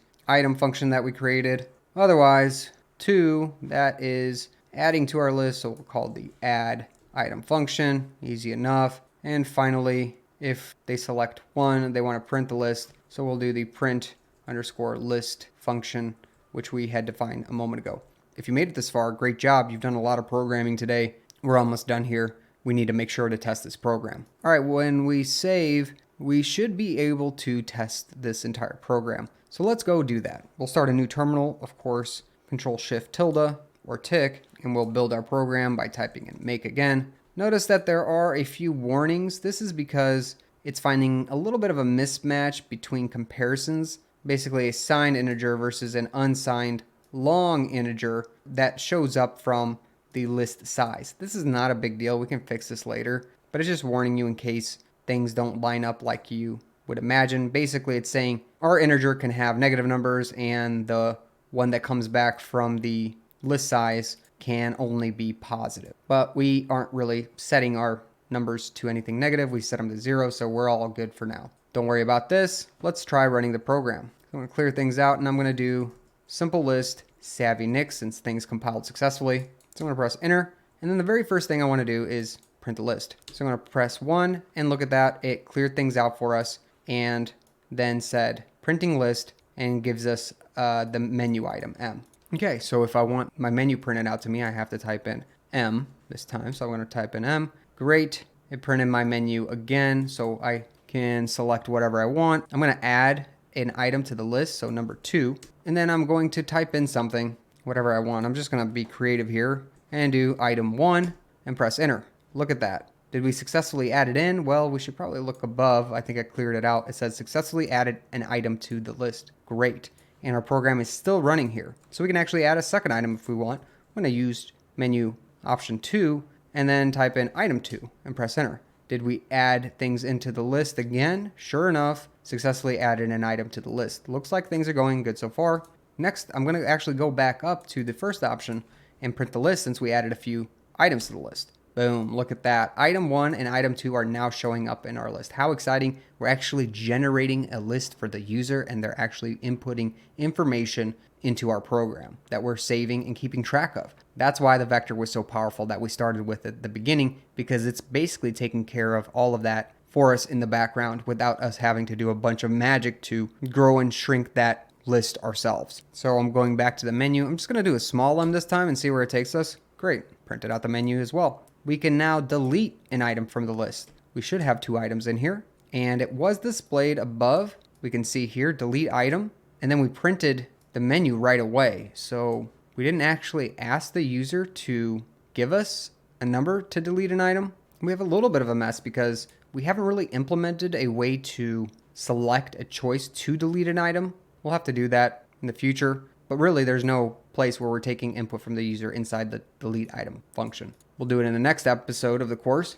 And one thing I'll mention, instead of quitting out of the program, we probably know that functionality works, so we can test it either way. But if you do Control-C, that will prematurely exit you out of the program. If you ever are stuck somewhere where you're not sure what's going on, you can do Control-C. That will end the program. It's just a way to escape from any program. So if I rerun and then select 4 for quit, it should exit the program as well. Looks like things are working well. We've implemented a ton of functionality to our program today. Hopefully you're feeling great about this. Look at how much code we ended up writing.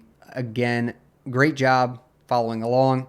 If you need to consult the GitHub repo to catch up, feel free to. You officially can print out the list and actually add items to your list. And this is a great start to the program. And it's functioning at some level. We'll, of course, in the future clean this up and make it a lot more functional and a little more user-friendly. Let's end it here. All right, welcome back to, in this course episode, we're going to be talking about a new C++ topic called classes, which will also bring in objects. And these 2 things are the building blocks for object-oriented programming. So we'll be diving a little bit in depth into those 2 things today. I also want to clean up the code a little bit today, so I'll show you that process as well.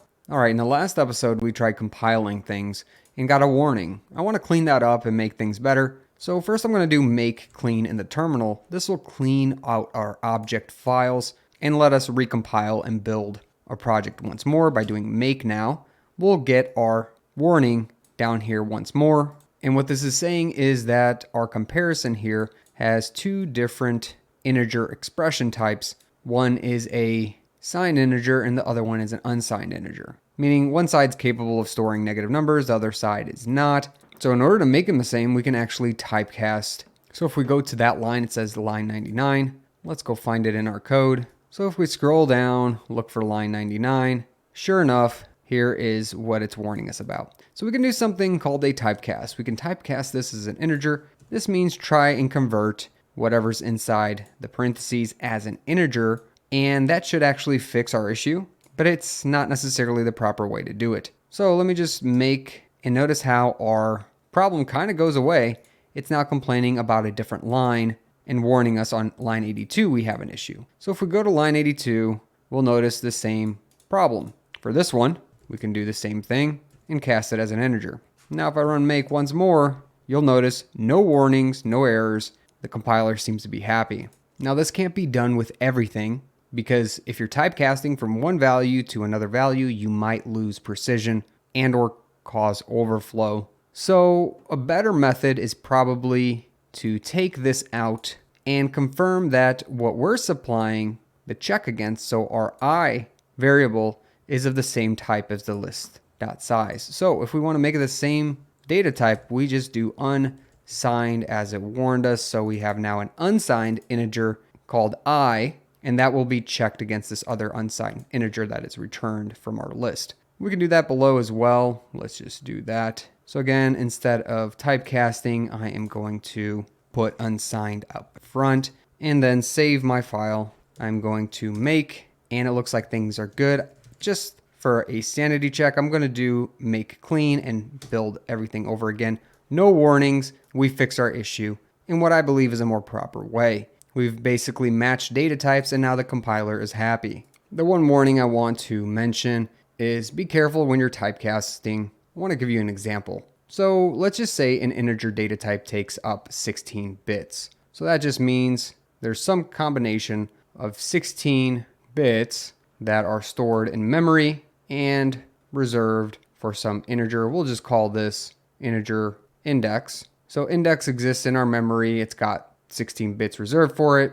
Well, let's say we want to compare a long int, which is 32 bits, so we can imagine 2 times this amount. And let's say we ended up typecasting our long int, which I'm just going to call L underscore index, into an int. So if I did this effectively, that would effectively truncate the first 16 bits off of our long integer. Because in order to store 32 bits into a 16-bit index, well, you got to take away some of the leading bits in order to actually squeeze it in. That's why typecasting can be dangerous. If you don't know what you're doing, you could be effectively erasing important information out of memory. Anyways, with that side note, let's talk about the next subject. And to introduce a class, I want to make a new file. So I'm going to start the Explorer, and I'm going to then go to our includes directory. Again, that's in the main directory. Under source, we have include. I'm going to right click and hit new file, and I'm going to call this file list.h.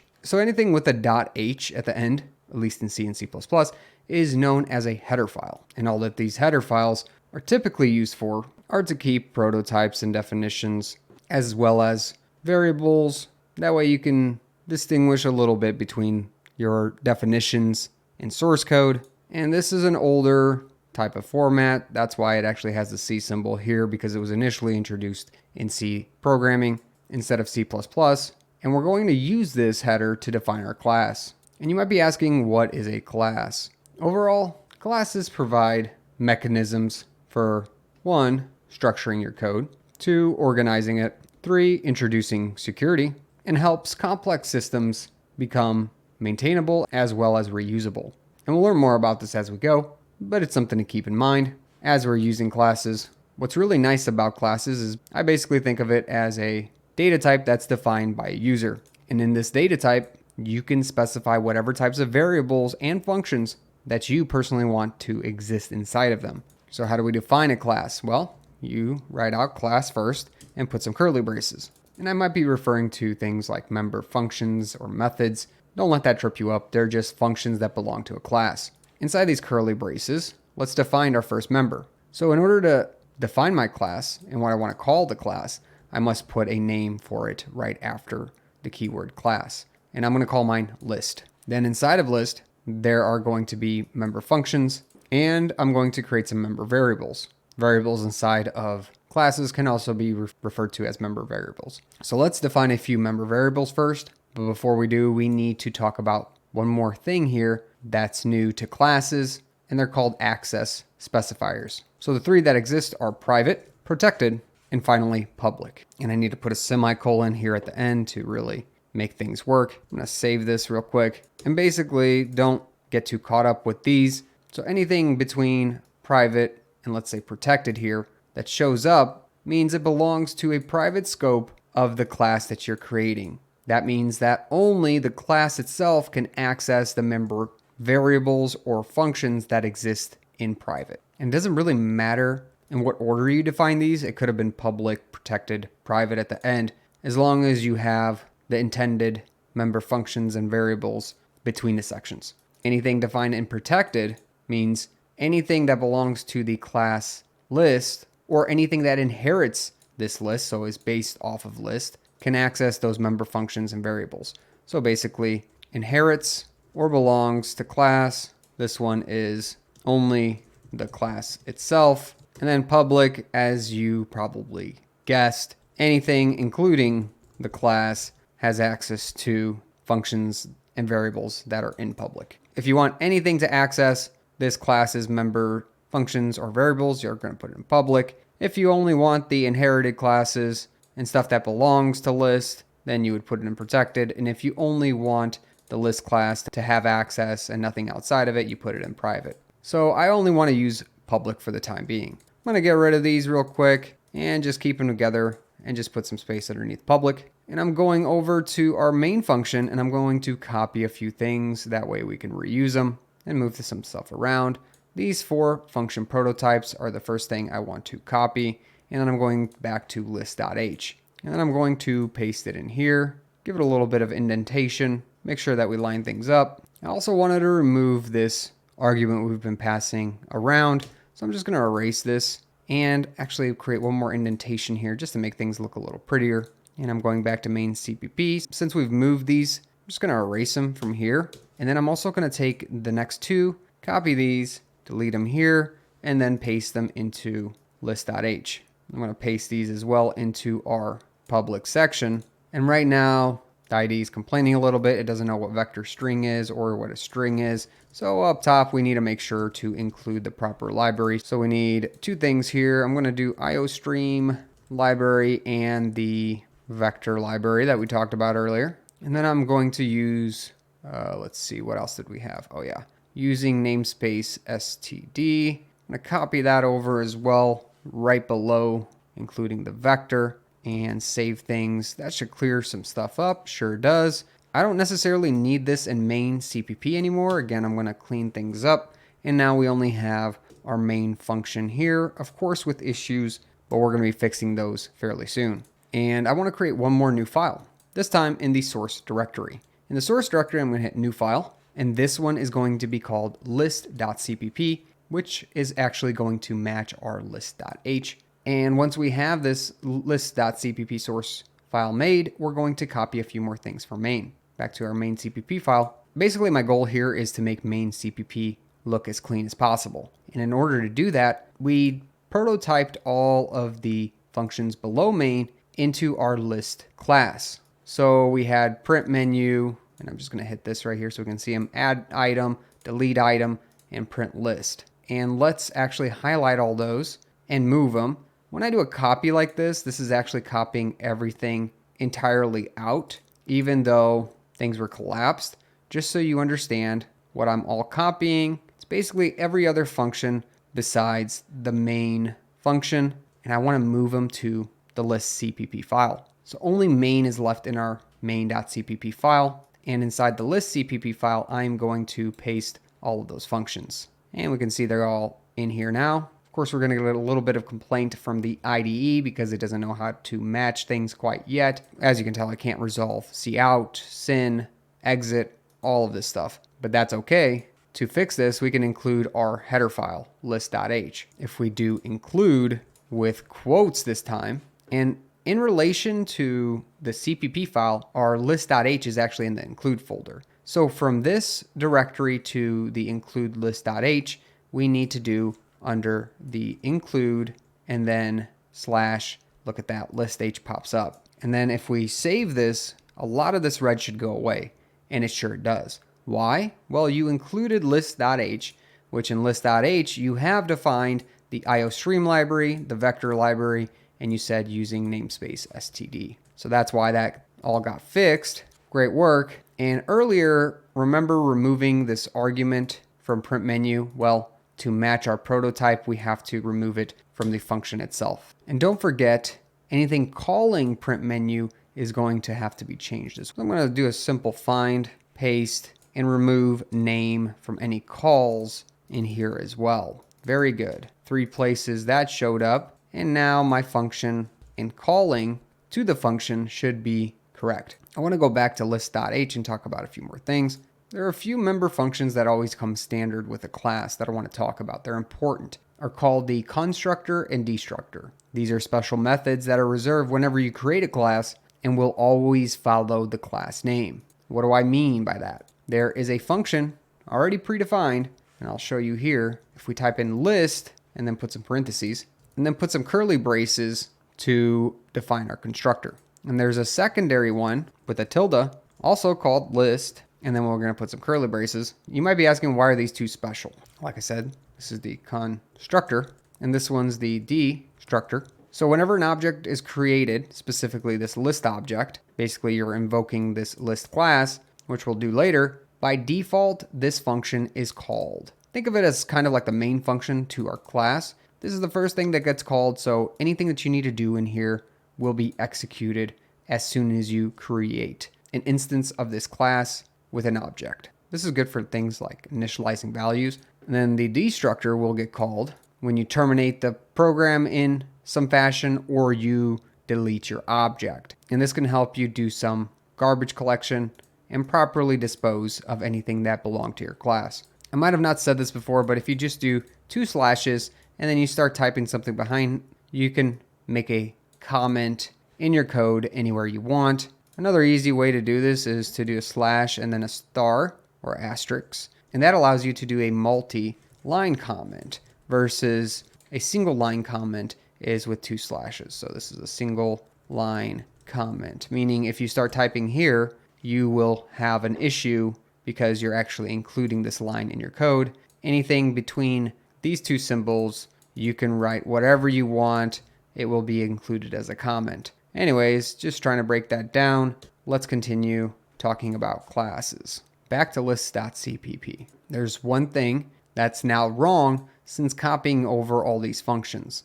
And that's that these functions currently do not know what class they belong to. And in order to tell them what class they belong to, we have to specify something in front of them. So that's simple to do. We want them to belong to list. So we just do list : in front and then keep our function name. And it's as simple as that. So we'll have to do this with each function that belongs to list now. All right. And then finally for the print list, I'm going to put list in front. Very simple. And now list can correlate itself and look inside and know that it actually belongs to this class called list. And there's these 4 member functions that belong to list. And the member functions are actually defined in this list.cpp file. So whenever they get executed, they will execute what's ever inside of these functions. So much like we did prototypes before, here are kind of your member prototypes that exist in list. And here we're just correlating those prototypes to the actual functionality of the prototypes. Now we'll go back to main real quick and clean things up in there as well. Exit out of this. Print menu, first off, did get name taken out of it, so I'm going to take out name again. And so far, it doesn't know what name is. It doesn't know what cout is or end line. Well, that's because we haven't included the functions from the standard library. So there's really 2 ways to approach this. We can redefine IOStream up above, or since we've already defined it in our list.h, then we might as well include that instead because look, everything's defined right here at the top of list. And we want to do that or else main will not know about this class that exists called list. So let's include the header file. We'll do that by doing include again. We already know where this one's at, which again, it's an include list h. Fantastic. I'm gonna save this and I messed that up. Again, you don't want angle brackets. You actually want quotes around here, which lets you resolve a relative path versus something from like environmental variables. That's really what these curly braces do. They kind of just let the system find things for you instead of you specifying exactly where something is located. So if I save that, that should fix things. So still doesn't look like some things are fixed like name and print menu. Well, why is that? Well, right now we don't know where name and print menu belong to because we moved it into our class called list, and here they are, but there's no access to them currently. So how do we access them? So we first have to create or invoke our new object from the class that we created. This is the first time we're creating an object, and it's very simple. Basically, we're using the data type with a variable name, just like we've done in the past. So if we just type in list space, and then we'll define our name for the list. I'm just going to call it simple list. And since we included list.h, it knows how to resolve the class called list. And there we are. We've created a simple list object of class type list. So what does a simple list look like? Well, it looks like this. It contains a constructor, a deconstructor, a vector string called list, a string variable called name, and 4 functions that we've defined. So back to main, how do we access name inside of simple list? Well, we do simple list and then dot. Notice name as a part of this object, and it's a member. So we can do the same exact thing with our print menu function. So we just do simple list dot, and print menu exists in here, and look at that. Things have been resolved. Let's save this and try compiling and running now. So if I do my Control Shift tilde, that'll bring up a new terminal, and I'm just gonna clean things up over there. And now I can do make clean just to clean things up first. And then I'm gonna type in make, that way things build. Notice that more things got compiled into this project this time. There's an object called list, which was created from list.cpp, then another object called main that was compiled from main.cpp, and those two objects compiled and linked together to create simple list, the program. We're going to run things just like we normally do and check if things still work properly. How exciting. Okay, first I want to test if the program will tell us a username was not supplied. So running just simple list without a user, it says username not supplied, exiting the program just like we would expect. We're going to rerun the program, this time with a username. Type in SavvyNik, and looks like we got our menu again. Awesome. Let's add a few items to our list. So option number 2, and I'm going to add in item 1. Then I'm going to add another one. So 2 again, item 2. And this time I want to print the list. So option 1. And look at that. It's printing our list. Item 1 and item 2 currently exist in our list. Let's return to the menu by typing M. And then finally, let's just quit out of our program by choosing option 4. And it looks like everything's working properly just like before, but we have some object-oriented programming written out with our new class called list. So congrats on learning about classes and obtaining this new knowledge. Let's talk about why classes and objects are so powerful. As you can tell in the main function and the main CPP file, things are very simple now, easy to follow. And you can now recognize in list.h and the .cpp file, we have grouped things that are of a similar function because these things all belong to what you would imagine a list having. So it gives you a very nice user-defined class and gives us some great structure, puts away the functions in a neat place too under list, because these are all functions that have to do with a list that we're keeping track of. So it makes sense that print menu, add item, delete item, and printing the list all exist inside of our list class.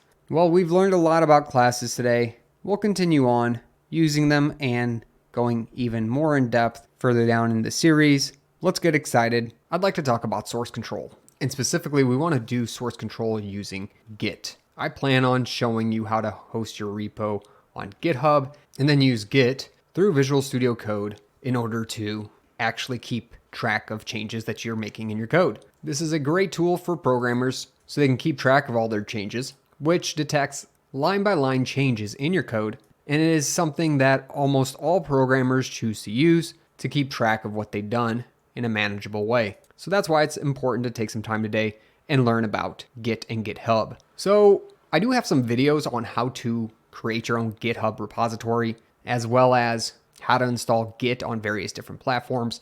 I'm not going to get super far into that since I already have videos and I'll post them. That way you can watch them at your own convenience. But Git is very easy to install here in Linux. So I'm just going to start a terminal up, and I might already have it on this system, but let me show you anyway. So sudo apt install git. Type in your administrative user's password and press Y enter to install the package.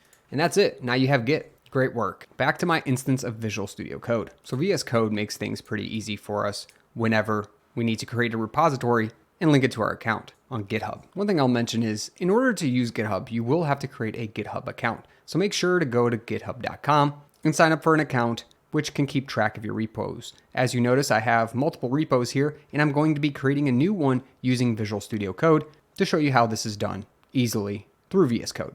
All right, now I want to show you how to use source control here in Visual Studio Code. I'm going to click on this button icon here, which looks like a branch, and then I want to actually publish to GitHub. But before we do this, we need to actually specify our username.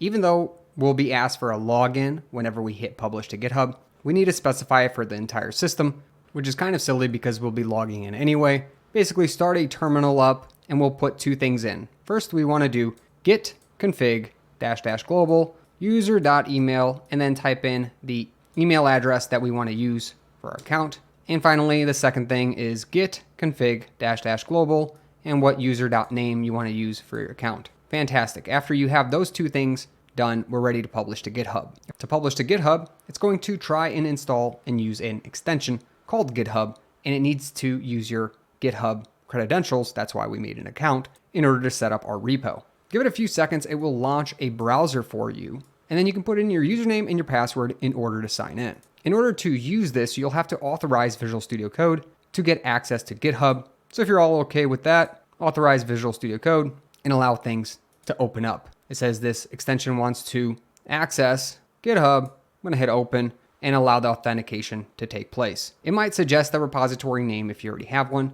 I do have a simple list repository. I don't want to use that one. I'm going to create a new one, and I'm going to call it Simple List ADV for Advanced. Then I'm going to publish this as a public repository. That way everyone has access to it who wants to use this repo. And not only that, if you fail to build your project or you need some help, you can reference the repository directly, look at the code, as well as even pull it down and just build it for your computer if you get stuck. Anyways, with the second option clicked, now I'm being asked which files should be included inside of my repository. Well, I don't need the main.d, I don't need list.d, and I don't need simple list. This is because these are all files that are built and compiled whenever you run make. Therefore, for each system that actually pulls down the repo, they don't need those executables because they're going to be building for their specific system anyway.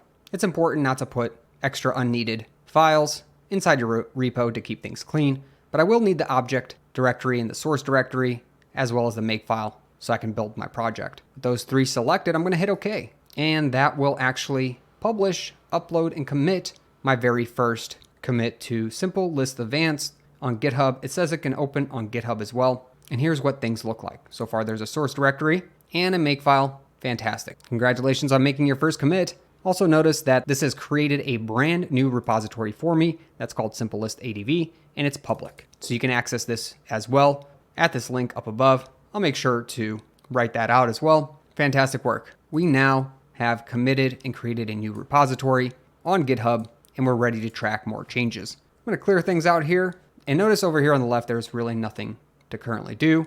No untracked changes. That means we're doing things correctly. Now let's go back to Explorer so we can actually make some changes. You'll notice that git ignore was added in because it's ignoring a few files that we have locally on the system, including list.d, main.d, and simple list. So in order to see a difference in the source control, let's make a change to one of our files. I want to make a change to list.cpp, so I'm going to open that one up. I'm going to close my terminal out, don't need that anymore. Before we were working on the delete item function, but currently it doesn't really have functionality. I mean, it does print out the list to the user, but it doesn't delete an item for the user if they select one. And I'm going to delete this new line character out and put a colon instead with a space. That way, when the user enters in which number they want to delete, it shows up on the same line as this message here. And then under this curly brace, I'm going to press enter. The first thing we want is an input from the user. We're going to use sin to do that with 2 angle brackets. And I'm actually going to create a new variable integer called choice num, and we're using sin to take the user's input from the console and pass it into choice num. So after the user gets to this portion of deleting items, they will be asked to provide a choice number from the terminal. Then we'll store that in a choice number, and then we have to do something with this choice num variable, and that's to delete an item from our list based on the choice. So we'll need access to our vector of items again. So we do list.erase. Erase is a function that belongs to vectors. Erase is a function, so I'll put some parentheses followed by a semicolon. And the reason it's complaining right now, it's saying, oh, you're using the function erase, but you haven't supplied any arguments. So what arguments are needed? So we'll have to do one thing first, and that's list.begin, because this tells the vector where things begin. So all this does is return the first location of the vector, and then we'll put a plus, we'll put our choice num. So what this is saying is we want to begin where the list is located, and then we add choice num for whatever choice the user selects. So we can index from the beginning of the list to find the item and then erase that item from the list. So hopefully to make things a little easier here, basically we have this vector, and to erase from a vector, we have to supply where that vector exists. So somewhere in memory, we're going to use the list.begin to point, oh, here, I belong to this group of memory. Then we index based on the choice number, either 1, 2, 3, 4. Basically, if we imagine lines in our memory where information exists, our item. So for example, if we had item 1, item 2, so on and so forth, we could properly find the beginning of the vector and choose which index item we want to delete and then erase it from our memory. All right, now that we kind of understand that, let's save our file, and you'll notice what happens on the left-hand side. This becomes a brownish color, and it says M, which stands for modified. You also got a little bubble here on our branch that says 1, which means there's a pending change. Let's go over to source control now. So it shows us changes. List CPP in our source directory has been changed, aka modified. And if we right click on here, we can discard the changes. So if we don't care about the changes, stage the changes, or add to the git ignore file, which we definitely don't want to do. And one particular nice feature is open changes, which opens the change side by side so you can see what has changed between the last time we made a commit and what we're currently working on. Notice the green means we've either made changes or added new lines. Notice the different colors of green, and it shows you specifically what we changed and removed. In red here, this is a great way to make sure that the changes you're making are exactly what you want. So that's great, but I want to test these changes. So I'm going to launch a new terminal and then run the program. So if I run the program with my username, let's see what happens. And I actually made a mistake. So I'm going to do Control C to exit out of my program and clear things out. I forgot to build the current version. So I run make, and now I'm going to rerun. Notice what you get when you ran make. This is what actually clued me in. In my changes, it says there's untracked changes. Main.o got written out, list.o, which are 2 object files that we don't need. Notice how they got created in the build process here, and I don't need them, so I don't want to track them at all, even though that they're showing up. So now I'm rerunning that program since I built it. Simple list with my username. So I want to add to the list. So I'm going to type 2, and then I'm just going to put item 1 in here. I'm adding to the list again. So I'm just going to do 2, do item 2, and I'll even add in a third item. So again, 2, item 3, and then I'm going to print our list. Look at that. Item 1, item 2, item 3 all belong to the list. I'm going to type in M to go back to the menu, and then I want to actually delete from the list. So I'm going to choose 3. Notice this looks a little goofy. Item 1 showed up top here, and that's why I had the new line character. I can see why I added that in originally. So I'm going to put that right back in, as you can tell up above. And I'm going to correct that right away. So I'm going to do Control C down here. I already made the change. I'm going to save the change, make, and then rerun my program. I'm going to add to my list, item 1, add to my list, item 2, add to my list, item 3, print the list, 1, go back to menu, everything's in there, great. And now finally delete from the list, 3, and now this looks a lot cleaner. So it says select an item, index number to delete. So that's referencing the 0, 1, or 2. Let's say I want to delete item number 2. So I simply type in 1 and press enter. Now I'm going to print my list again to check, and look at that. Item number 2 was removed from our list. Fantastic work. We now have deletion implemented. So we need to push our changes now. Since we tested our program, things seem to be working. I'm going to type M and then quit out. And now to push this change, I'm going to hit this plus button to stage my changes. And then I'm going to actually make a note up here for what I've done. So I'm just going to put updating the delete function, and then I'm going to click commit. So just because we committed, that doesn't mean that our changes have been pushed quite yet. And the way you know this is there's a number right here that says 2. I can go under these 3 dots and hit push, or next time I can do commit and push. Either way is fine. I'm just going to do it this way so you can see. And now our online repo should be updated. Let's go check. Sure enough, on github.com, I now see my updating the delete function in here, and that was committed a minute ago directly from Visual Studio Code. So what kept this in sync really was committing and then pushing. So if for some reason someone made changes, we can always do a pull request. That way we actually sync ourselves from the online repo down to the local repo. I just wanted to let you know about pull as well, because it's another important thing to understand. But mainly you're going to be using commit and push, and I actually like to do commit and push at the same time, at least for this project. And now you've learned the basic functions of Git Source Control through Visual Studio Code. This is important to learn about because it's a way to keep track of all your changes. And as you can tell, it makes it really easy to view those changes as you go along. One thing I'll suggest is never go too far without making a commit and pushing it to your online repo, because if you do, it can be hard to track everything that you've changed incrementally.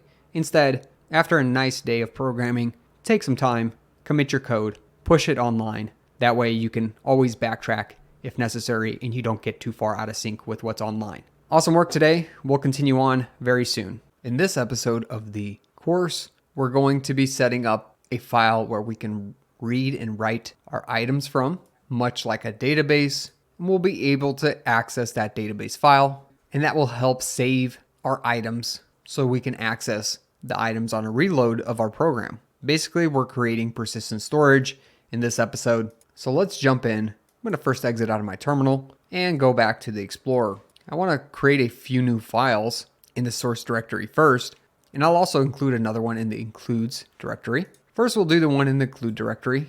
I'll right click, hit new file, and I'm going to call this one database.h. I want to create a class for database.h, so I'm going to copy from list.h to make things a little easier. So I'm copying everything, going to database.h and pasting it in. So I'm going to be reusing these two libraries, so I'll keep them in. Now I want to rename my class and call it database instead. I'm going to have to change these as well to database for my constructor and my deconstructor because it has to match the name of the class. I'm going to remove these functions and create a new one. I'm going to keep void and create a function called write, and then I'm going to create another one called read. As you can guess, this will write information out for our database, and this one will read things into what I like to call the database. And as you can guess, write is going to write out to a file, which will be the contents of our database, and read is going to read in that file with the contents. Now that we've stubbed out the class we want to use for database.h, we'll need to create functions for these two prototypes. So I'm just going to copy this and create a new database.cpp file in the source directory. So with new file selected, I'm going to create database.cpp. And first off, I'm going to include the header file for the database.cpp file. So that's located in include/database.h. Below that, I can create my write and read function. And since this is a class function, I'll paste these in that I copied the two prototypes, and database is the class we're creating this for. So I'm going to write that in front of these two with 2 colons so I can define, and then take out the semicolons and put curly braces in so I can define the functions. So I'm going to go back to database.h real quick and include one more library called fstream. Fstream is going to allow us to read and write data from a file, and it stands for file stream. Then going back to database.cpp, we should be able to access functions from that fstream library. And really 2 important ones, ofstream and ifstream, which are known as output file stream and input file stream. And since we're writing, we want to write out to a file, so we'll use ofstream. And we can define an object of ofstream. I'm just going to call it db, which is short for database. Then if I do db dot, it's going to give me a ton of functions that I can use with this ofstream type object called db. And I want to use the open function. So if I search through, I should find open. Sure enough, it's there. And then I'm going to put parentheses, and it's going to complain because we haven't told it what we should open. So I'm going to be creating a new folder called db. So this is expecting a string that's pointing to the path where you want to open a file in. So I'm going to create a new directory called db, and then I'm going to type lists.sl. Don't get tripped up on the .sl.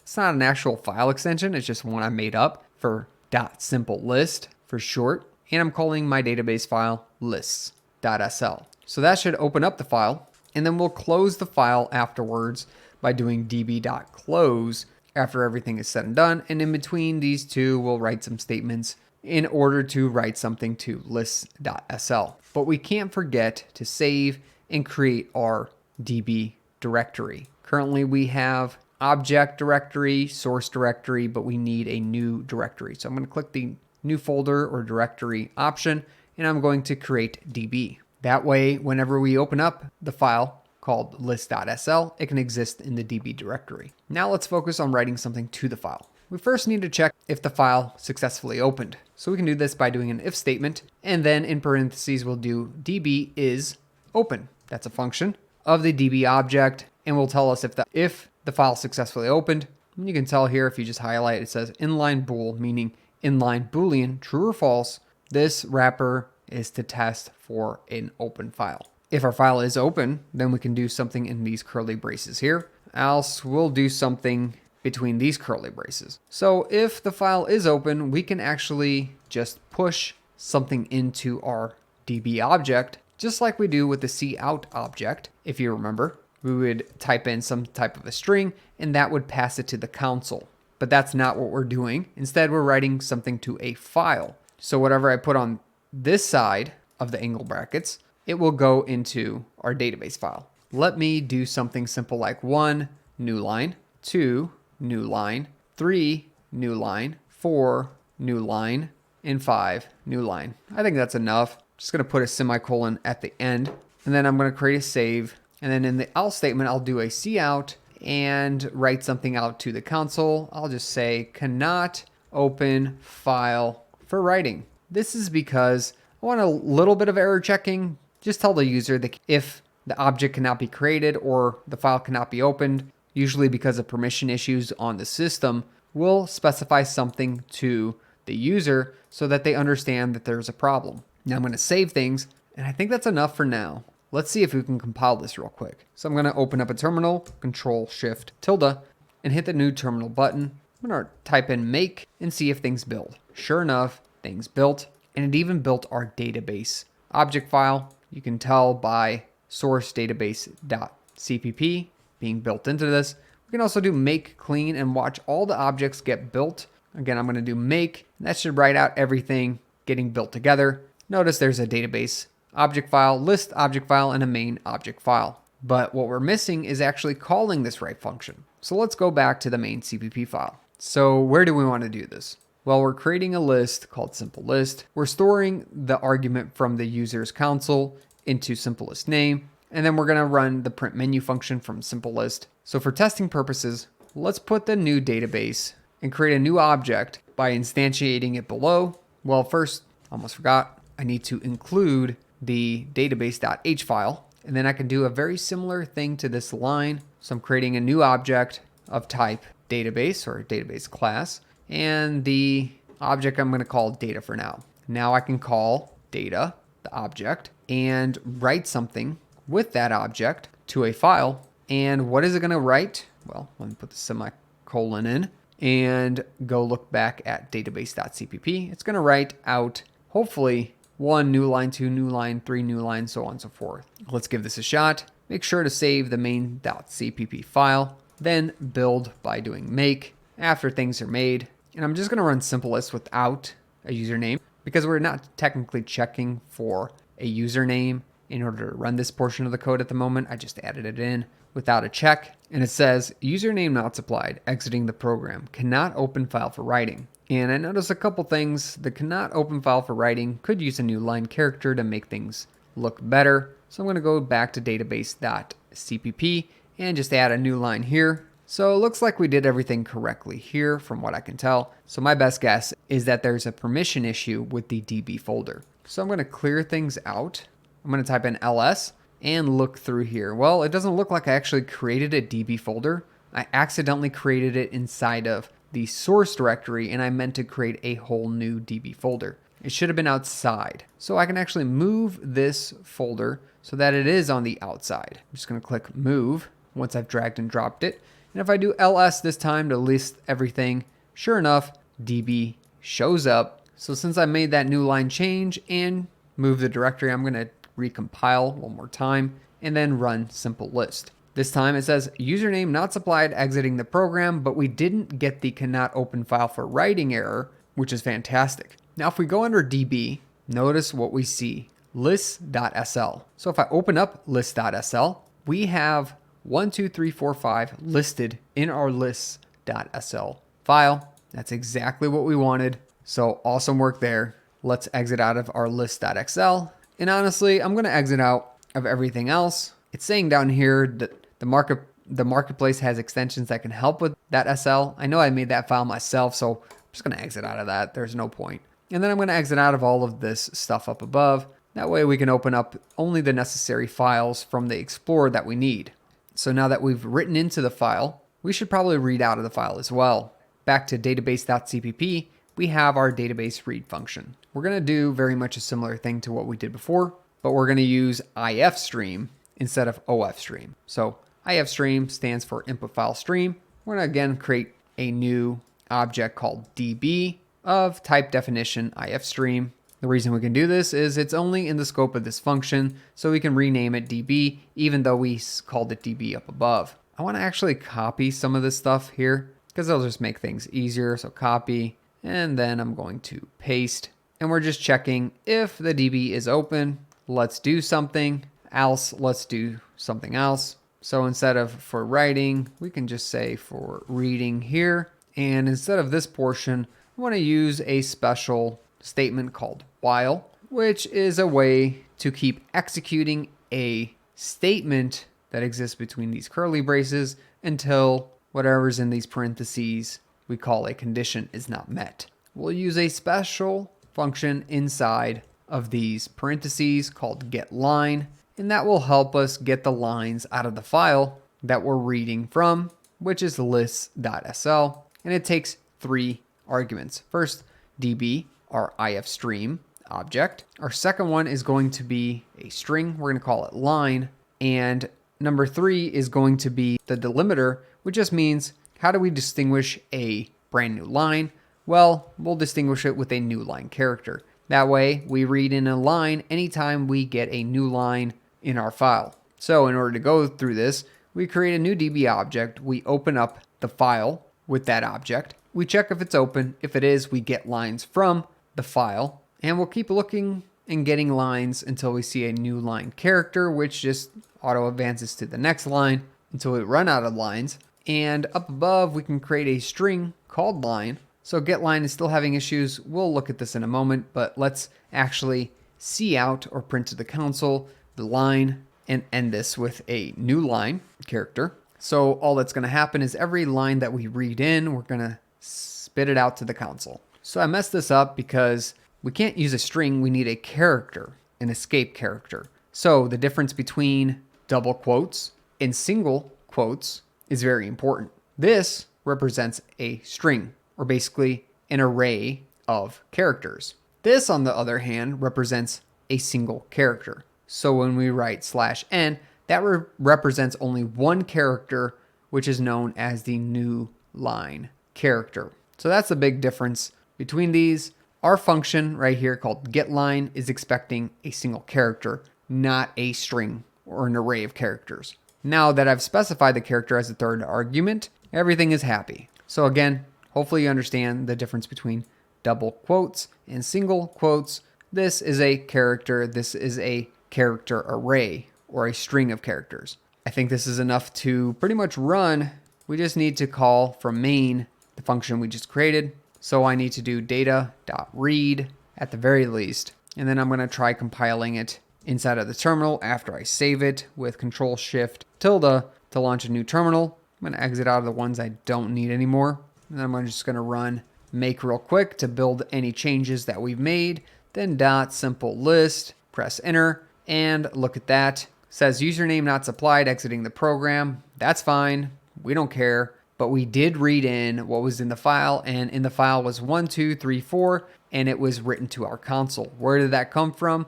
Well, after we wrote out to our database, we then read, calling from main, whatever was in our database or list.sl file, and that was 1, 2, 3, 4, 5. Does that make any sense? Well, if we look in our database in list.sl, there's 1, 2, 3, 4, 5, and that sure matches what's here. Fantastic work. Let's pass in our list in order to write it out into the file.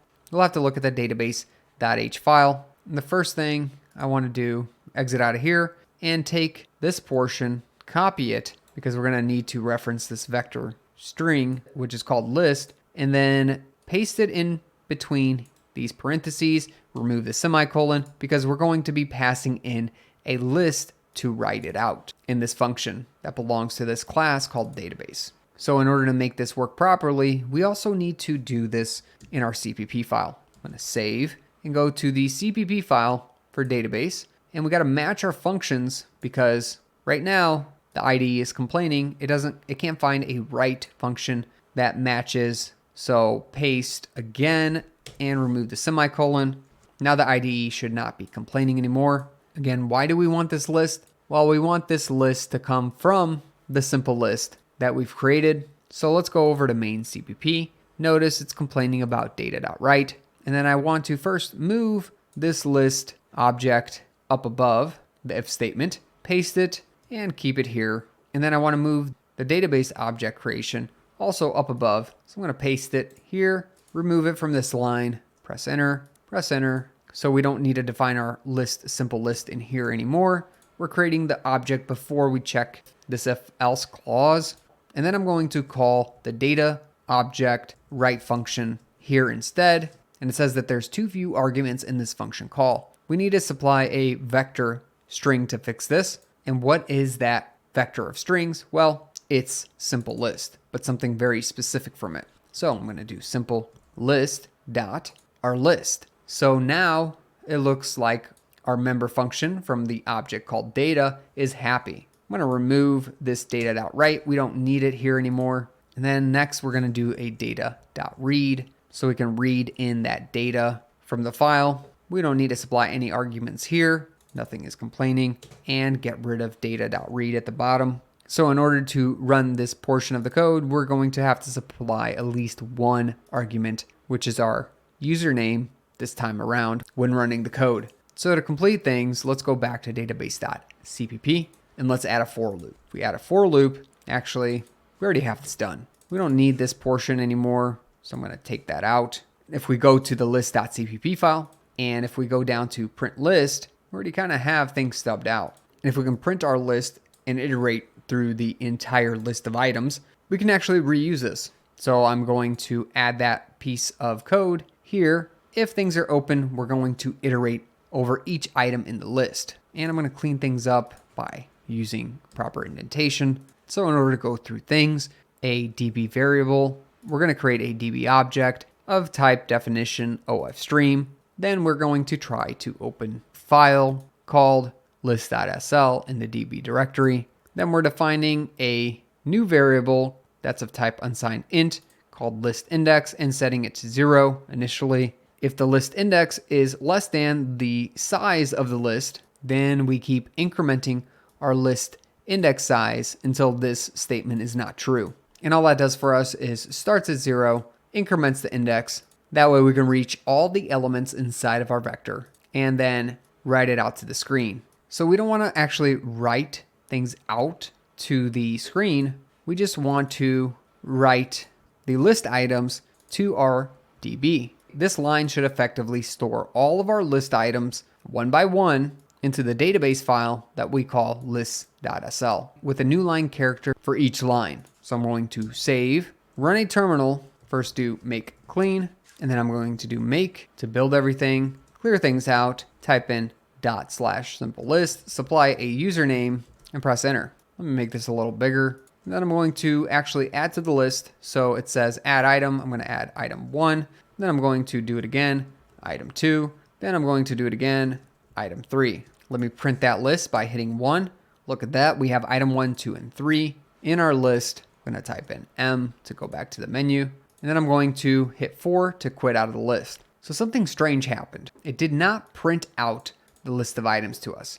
I would have expected all of our items to be written out to us one more time when quitting out the program. So what happened? Let's go to main.cpp first. So basically we entered in this if statement. We supplied an argument, which was our username. We then stored into a member variable of the object simple list, the user's name. Then simple list printed out the menu to us. So let's check out simplelist.print menu. Well, that object is of type list. So we'll go into our list.cpp file and look until we can find the choices of the print menu. Print menu prints things out, stores the choice of the user, and then checks out these conditions. So the problem is right here. Our first choice we check is to see if we chose item 4, which exits out of the program gracefully, which would force us to exit out of this entire if statement gracefully without executing these next lines of code.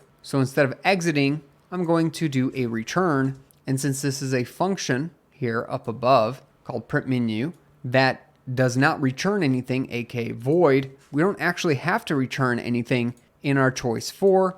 I'm just going to do return colon, and that should suffice.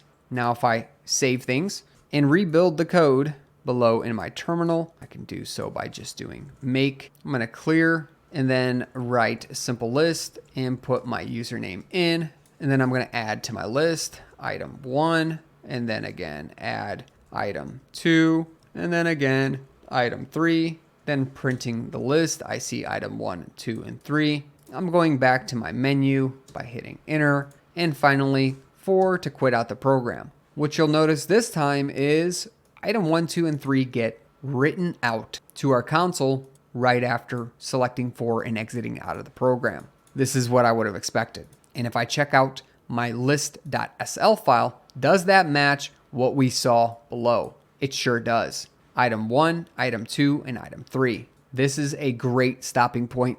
We are officially reading and writing out of a file that we created. We're sort of using it as a database or a storage place on our file system in order to keep track of our item list. I like to call that a simple database to keep track of our items. Now later, we're going to have to read in the items inside of the list.sl, not just write out things. So we still don't have persistence, or basically a memory of what items we have saved, because we can't read them back in. We're going to stop here. Great work. You've learned how to use file reading and writing directly through C++.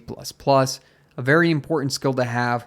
We'll continue improving. The plan is to edit existing functions in our database class, which we want to give our code the ability to parse through multiple users as well as lists, and then keep track of our list properly in our code. I want to focus on the database read function first. And we have this list.sl file, which we're calling our database file. What I want to do is make a little bit of change here. I want to add something to the top of this database file. I'm going to put a hashtag. I'm going to type in SavvyNik. And then I'm going to keep the items right after that name. So what I'm thinking is, in order to tell our code when we're done reading in a list, I'll put a character that will signify the end of a list. So I'm going to use a %sign. Basically what I'm doing here is a hashtag is going to represent that there is a username we're looking for. So in this case, the hashtag says there's a user here, and the user is going to be called SavvyNik. SavvyNik's items are item 1, 2, and 3.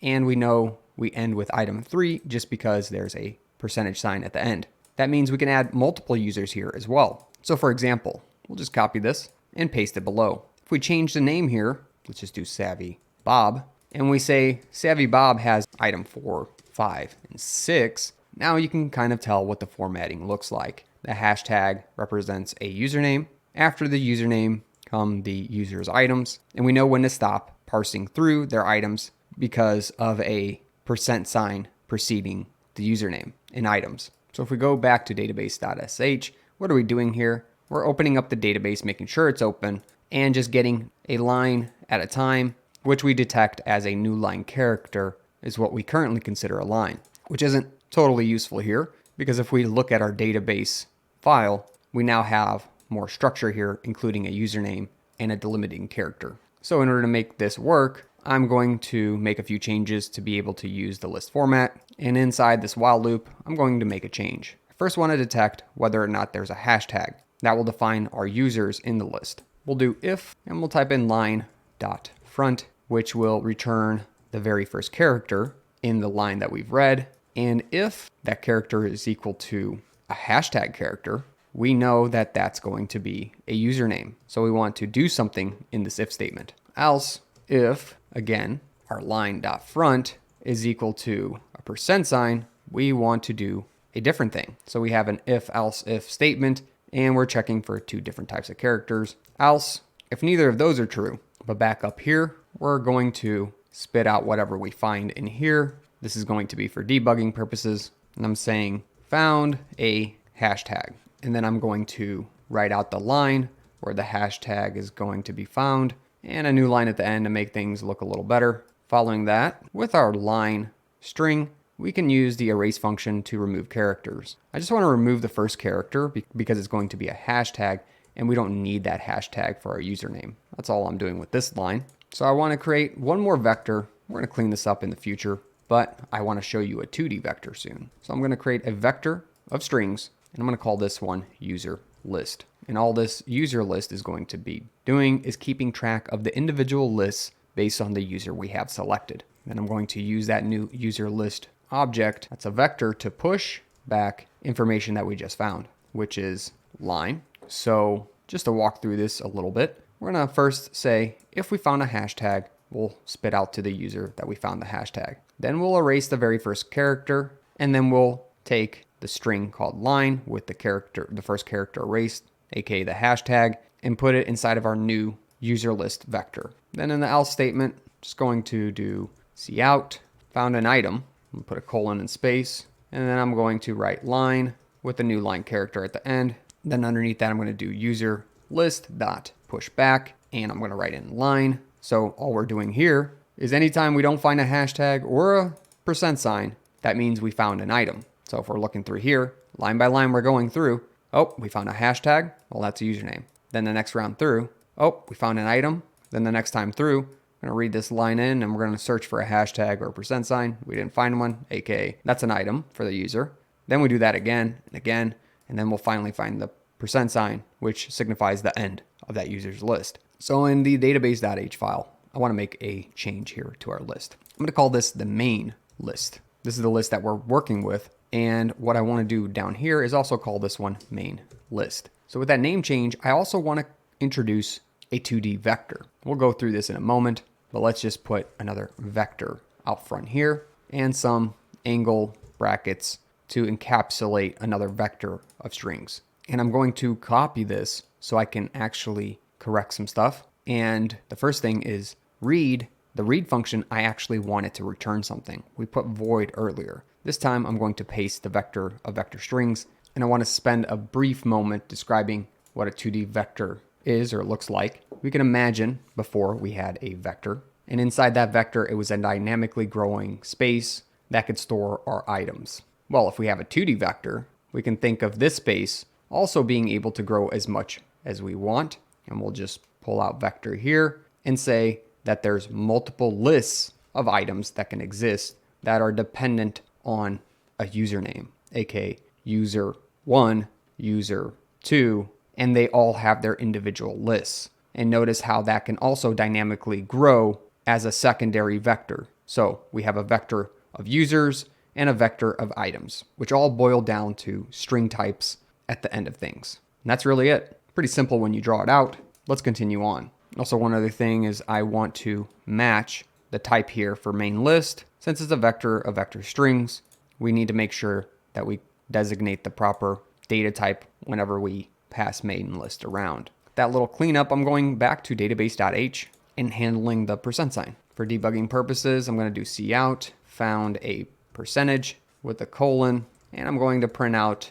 the line if we do find a %sign. And this is just looking to see if the list is ended. Since we know we've completed reading in the list, if we get the %sign, we can now take our main list and push back another vector. And that vector is the user list. So instead of pushing back a string this time, we're pushing back an entire user list, which is a vector of strings or the user's items. Very good. So now we've basically taken a user list and pushed it into main list. And we can do that because we have a 2D vector. Following that, we'll make sure to clear out the contents of the user list. And we can use the clear function to do that on the user's list because we want to clear any information inside that vector so we're capable of reading in multiple users' lists. So up here, you'll notice some red.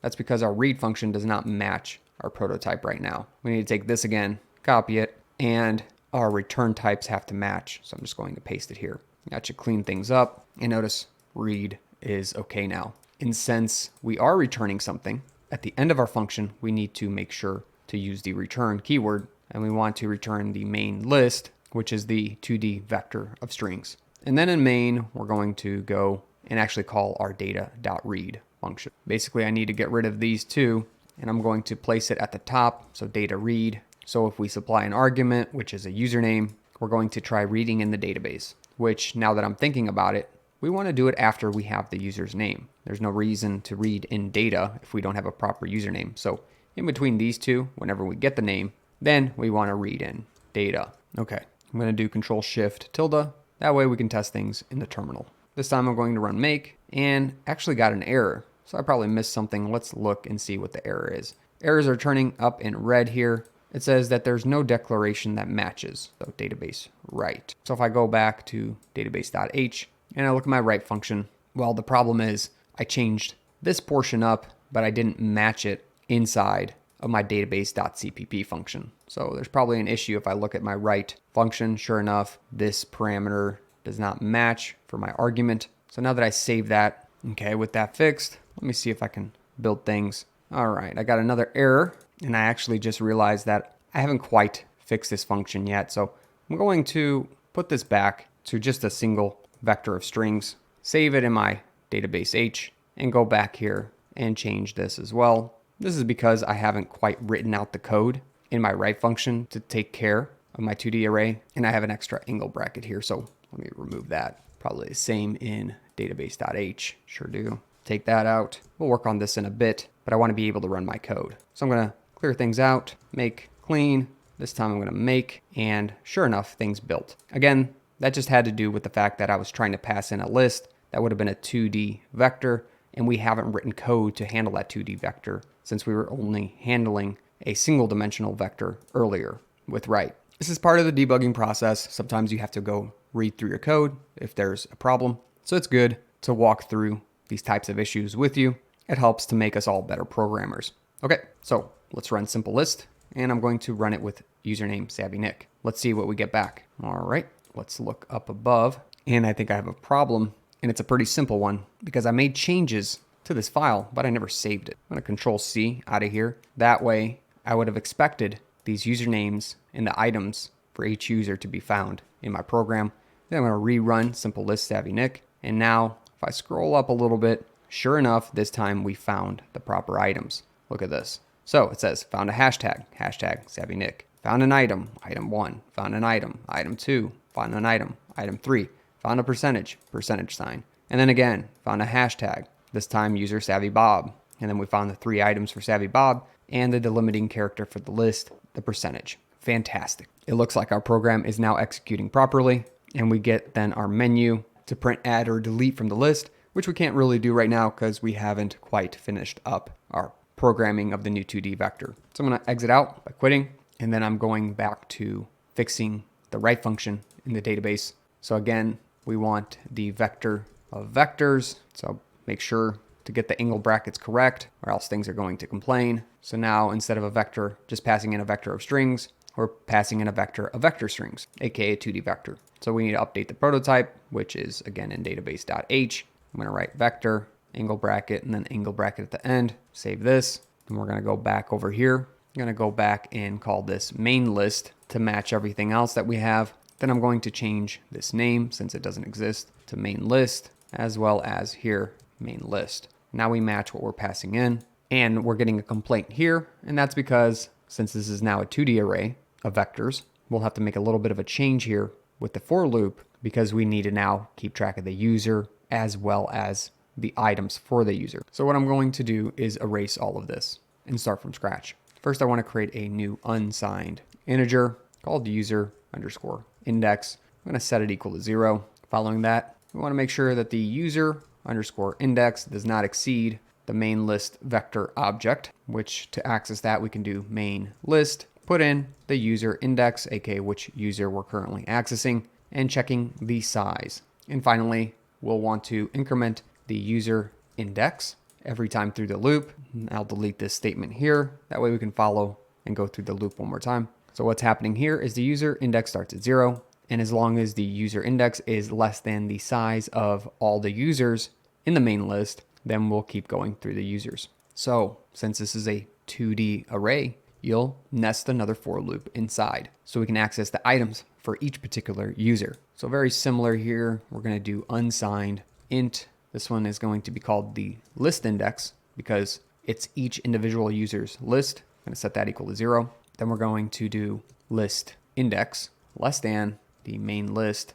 So in here, I want to first make sure I'm referencing the proper user. And then since it's a 2-dimensional array, I'm going to do list index to keep track of which item I'm on for each individual user. And then I'm just going to use size to make sure I'm not over the limit of items for a user. And then I'm going to do list index to keep incrementing through each item. I'll put my curly braces at the end. And I know this is a little intimidating, but as you run through it, I think you'll understand how we're referencing things. Basically, again, I have my vector, which is a two-dimensional vector. You can have multiple users, so user 1, user 2, and each user can have its own separate vector that has items in it, so item and item. And basically what we're doing here is this user is kept track by the user index variable we created. So we can check the very first user 0, then we can check if there's another user index, again 1. And each time we specify a user index, we're also checking all the items for a user using the list index. So again, I'm just going to put X because it can change. So 0 through whatever the end of the list is. And the same thing applies down here. We restart this at 0 and we check through the user index. And that's how our double for loops work. So for our database object, we want to write to it. So we're going to take database and main list. You have to specify what user index we're updating, followed by what list item or list index we're going to be creating, and finally a new line character at the end. So we're basically printing out each string to the database for each user that exists. And I accidentally up here, now I notice that there's this error and I added a little bit too many angle brackets. I just needed to erase the one up front. I'm gonna save this. So we're getting really close to being able to read things in, but I'm going over to the list.cpp file and I want to create a new function. So I'm going to actually copy one from above. With that copied, I'm going to paste it below. I'm going to call this one find underscore user list. What this function will do after I delete everything inside is go through our vectors and find a user and tell us that the user has been found if they exist in the main list, which is returned from the database. So in order to have a proper list, I'm going to copy this and put it in our list.h file underneath the other functions. So I'm going to paste it here and get rid of the list out front. It knows it belongs to the class called list right now. Don't forget the semicolon and then save. Looks like things are okay now. Back to list.cpp. Things should be cleared now. I'm going to do bool, call it user find, and set that initially equal to false. And then to keep things pretty inconsistent, I'm going to copy this portion, go down and put it right below.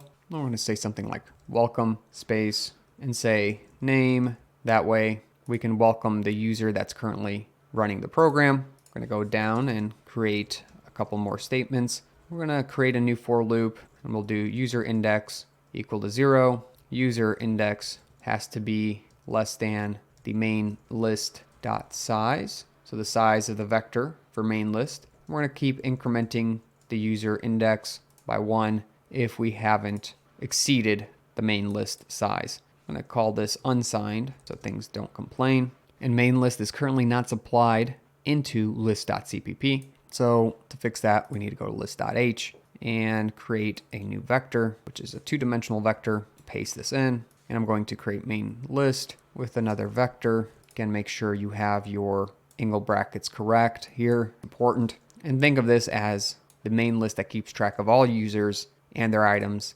and think of this list as a single user's list of items that we store. Saving this and going back to list CPP, looks like things are cleaned up. And I'm going to print something out. So out of the main list, I want the user list, and I'm going to put a hard-coded 0 here and then a new line character at the end. And I put user list, I meant user underscore index. The reason we can use a 0 is because we're guaranteeing the username to be in the 0th spot of the 2D vector whenever we go through the outside vector of user index. What I'm trying to say here is, again, we have that 2D vector. We first have our username, so user 1, user 2, then we have our secondary vectors for each user. Well, if we use our index, we're actually accessing this as user index 0. This is user index 1. But since this is a 2D array, technically this user is located at 0, 0,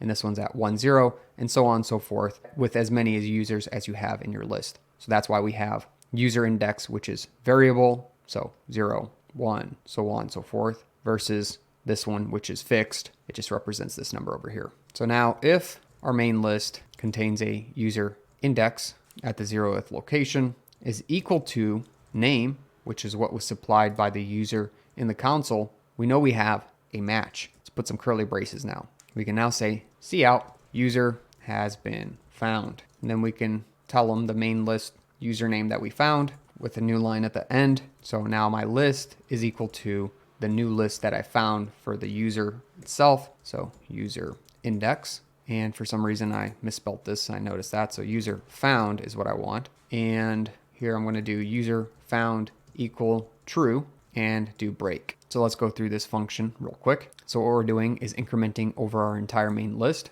which is a two-dimensional vector. The first portion of the vector is the track of usernames, and the second one is to keep track of the user's list of items. And then every time we find a new user, we're going to spell that out to the console. And then if we found a match for what a user supplied as a name in the console to what's in our list, we will tell the person using our program what user was found and what the name is in the list. And then we save the list for that particular user into something called list. So we also say that user has been found.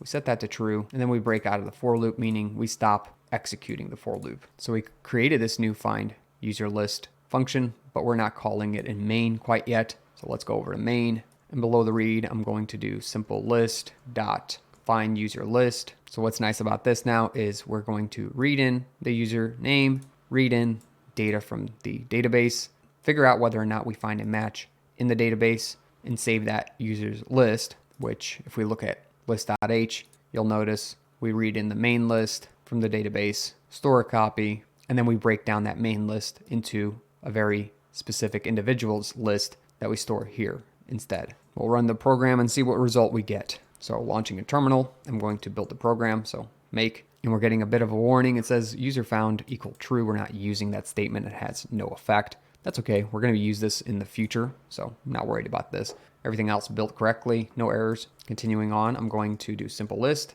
I'm going to type in SavvyNik. All right, and then I'm going to press enter. And I'm going to go up a little bit just to check things. Sure enough, we read in our database, so we found a whole bunch of items as well as users. So it said, welcome SavvyNik, because that's the user we typed in.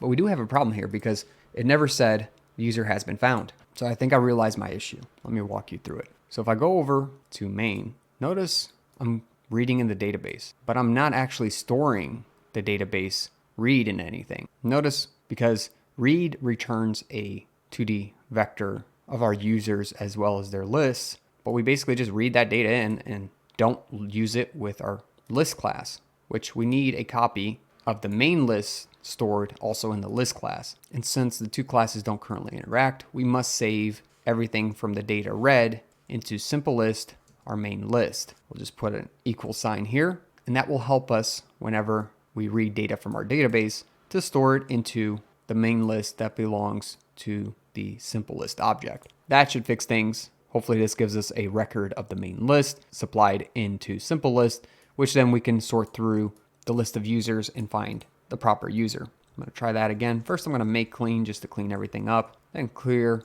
run make, let things build, and then rerun my program. And there you go. We fixed the issue. Welcome SavvyNik. SavvyNik was read out. And finally, user has been found, SavvyNik. Looks like everything ran properly this time. What I want to do is we still have the ability to print the list. So let me choose choice 1.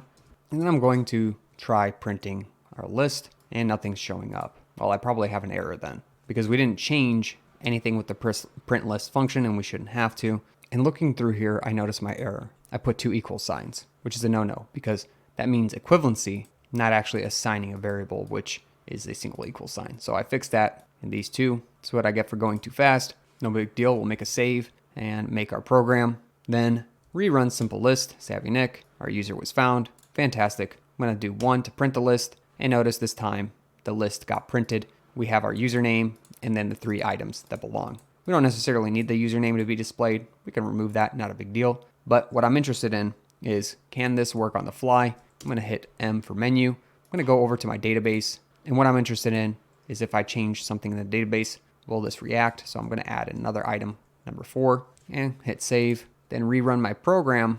And if I print my list this time, notice item number 4 got introduced. How fantastic is that? We also have a user called SavvyBob, so we can test that as well. So I'm going to quit out of the program, reuse the program with the new user. Look at that. User has been found. Savvy Bob. It also said SavvyNik up in front. That's because it searched through all the users.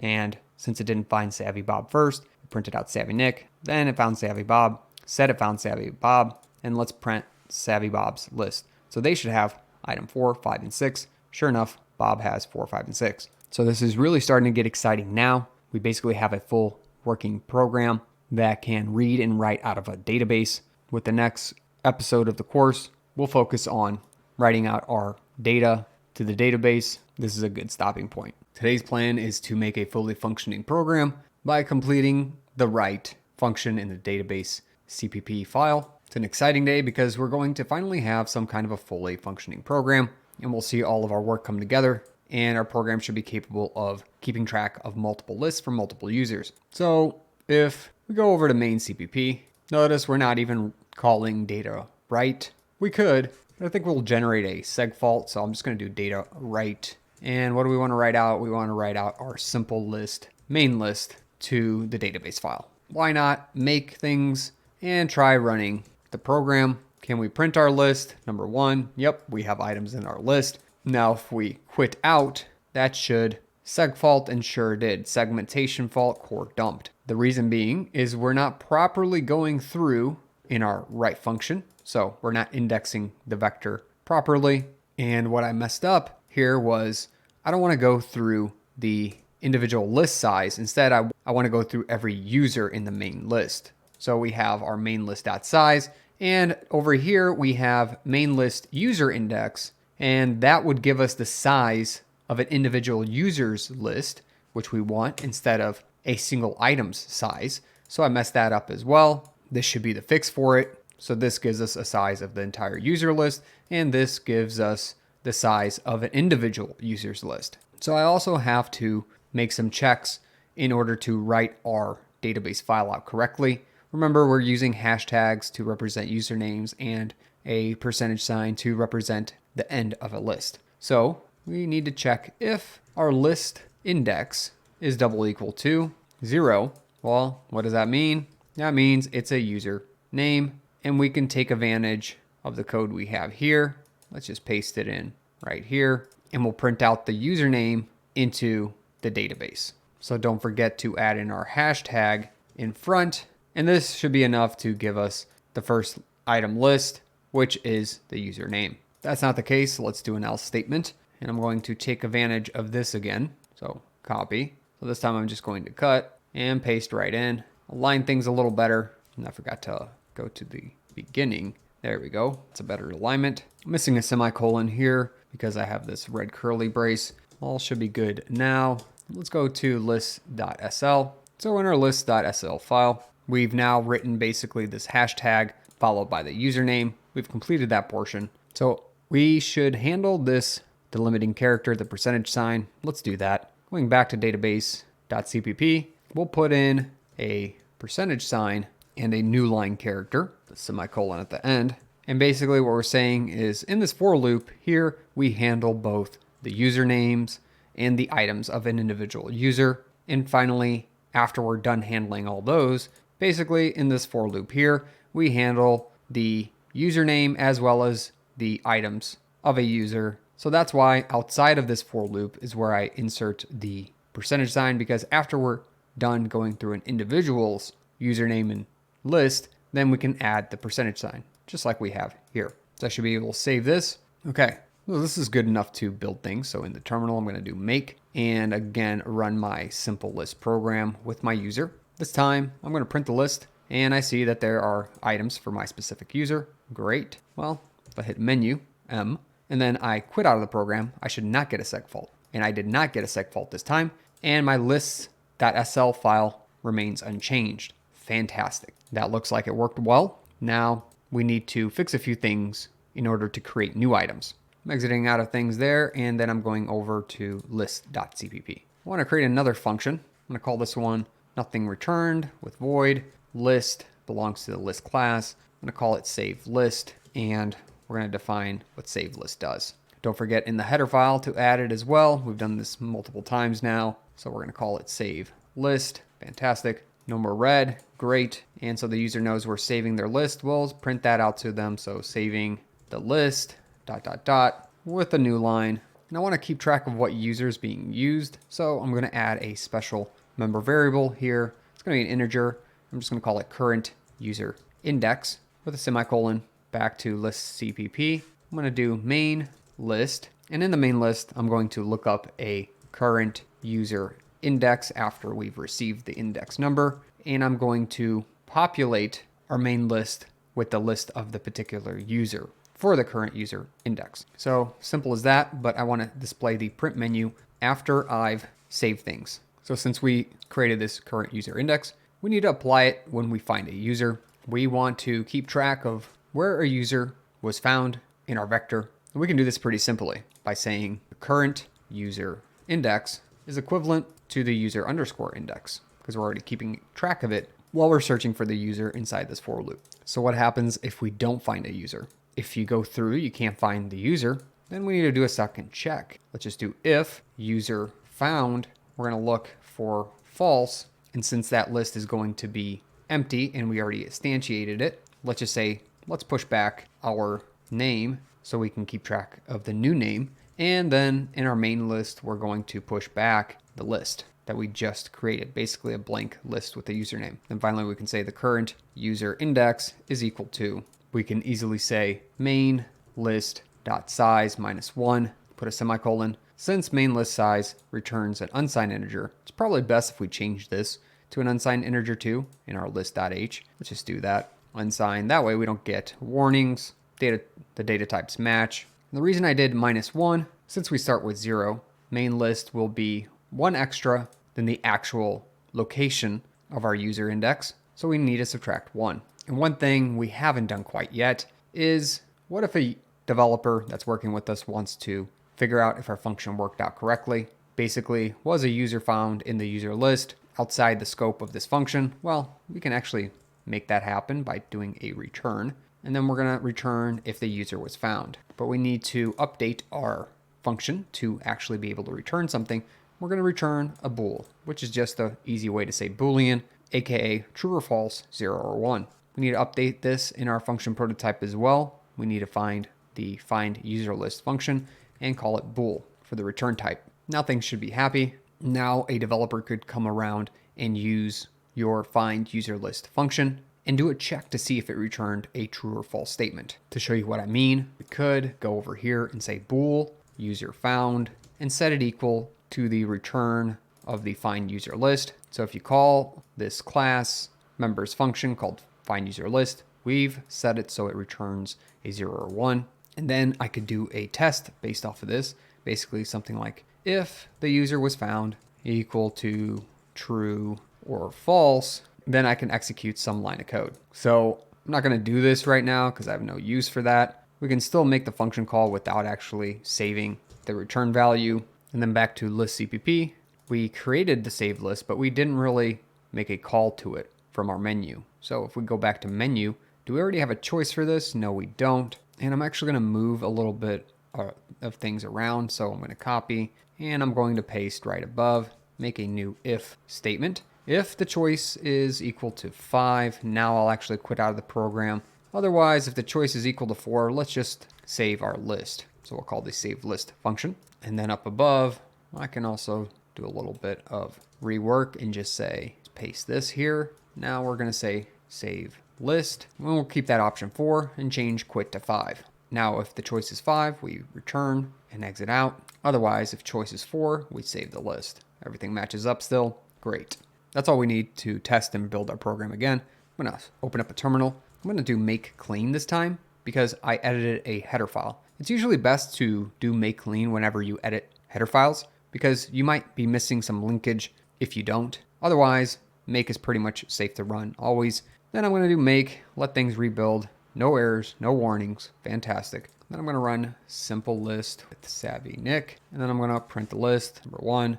Does that jive with what we have in the database? It sure does. Fantastic. Let's try adding a new item. So number 2. So I have item 4. I'll add item 5. So how do we save to this list? Well, we're going to need to choose option number 4 now. Save list. and then we can quit out with 5. So first I'm going to save, and with that selected, I'm going to hit 4 to save it. And did it actually save? It says saving the list. Let's see real quick. Open up list.sl one more time, and it does not look like it worked correctly. Let me see if it's because I've had it open. I'm going to print the list again. So I have the 5 menu items. I'm going to hit menu, and then again save list. It says saving the list. It seemed to work, but let's check out list.sl. And again, I don't see item number 5. If I print my list, I see it in my list, but I got something wrong clearly. So I'm going back and checking where I made my mistake. So first off, I know I'm calling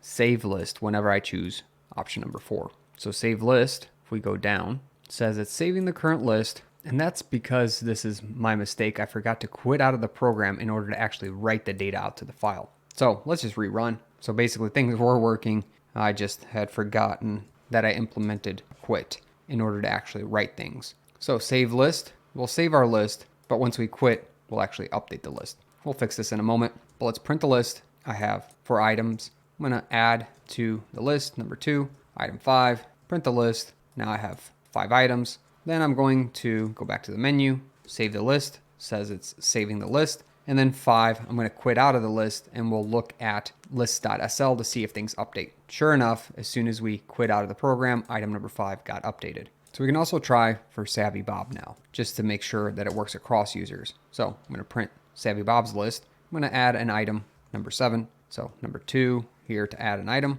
item 7. Then I'm going to print the list one more time. I see 4, 5, 6, 7. Great. Menu. I'm going to 4, save the list. 5, quit out. And look at that, our item 7 got added to our database called list.sl. Now what if we create a new user? Let's just do Savvy George. And I'm going to first print the list. Savvy George doesn't have anything in their list. So I'm going to go back to the menu. I'm going to add something new. So let's just do item number 8 to make a distinction. I'm going to add another item. I'm just going to add item 9 as well. And finally, item 10. Print the list. Savvy George has 8, 9, and 10. Back to the menu. Save the list with 4.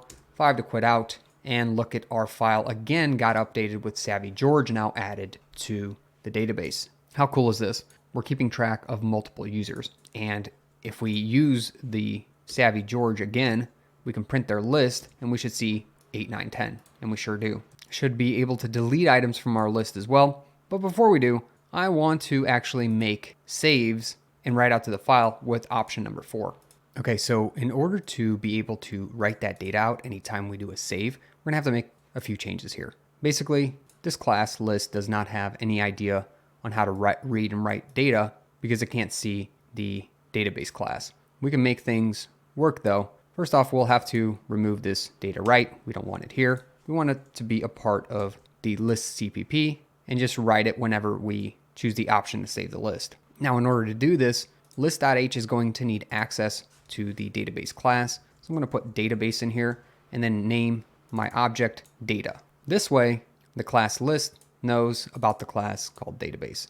It's a member, which is an object called data, allowing list to read and write to files. So now that we have that, we should be able to access things. But one mistake that I've made is up here, we have this include IOStream and vector.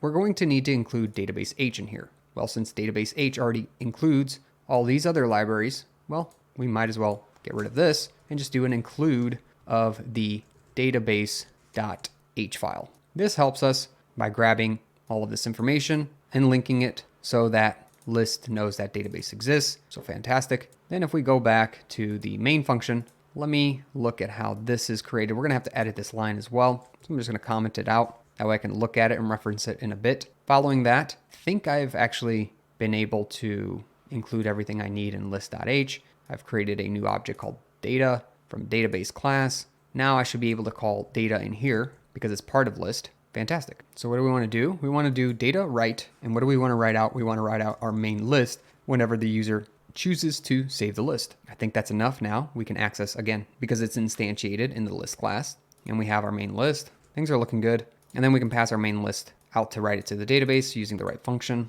So we basically just moved that from main into list CPP. Fantastic. Here, our simple list.mainList, once we're reading it in, is still going to have to be created once we read data in, but the way that we read data in is going to be a little different now. Since simple list, the object now has a member called data, we can use that to read in data instead of the other way that we used to read it, which since data was actually part of main, we had to read it directly into main. Now we're just reading the data from our simple list object. Fantastic. So I can erase this line and erase database data because we don't need to instantiate it here anymore. We're doing it in the simple list object instead. I think that should be good enough. Let's see if I get errors.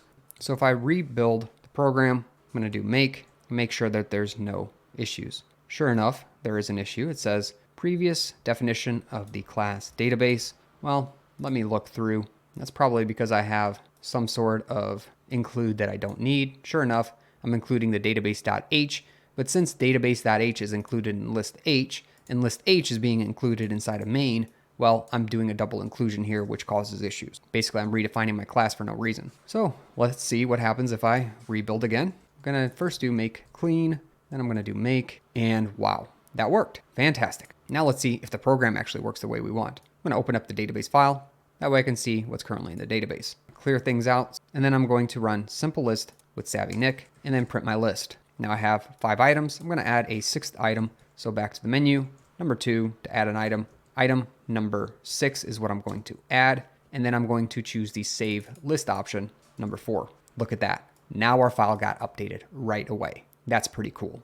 We should also be able to delete from our list. So we added item number 6. Let's delete item number 6. So I'm going to select 3, and then the 6th item is 6. So I press 6, and then I'm going to print my list. Cool, 5 items. Haven't saved it, so my database does not look the same here. Press number 4 to save the list, and sure enough, our database got updated. We can also delete something in the middle. Let's actually do it with SavvyBob this time. So I'm going to quit out of the program. After I've made my saves, I'm going to enter in a SavvyBob this time. I'm going to print my list, and I want to remove, let's say, item number 5. If I delete from the list, choose item number 5 as 2, and then I'm going to save the list 4, and look how item number 5 got deleted from the list of SavvyBob. Congratulations if you've made it this far in the course. You've successfully created a full-fledged working program directly from the terminal. This is a very exciting point because you have a fully functioning program that could stand by itself and work pretty well. You've learned so much, including things like classes, vectors, objects, how to iterate over vectors, special clauses, scope, and much, much more.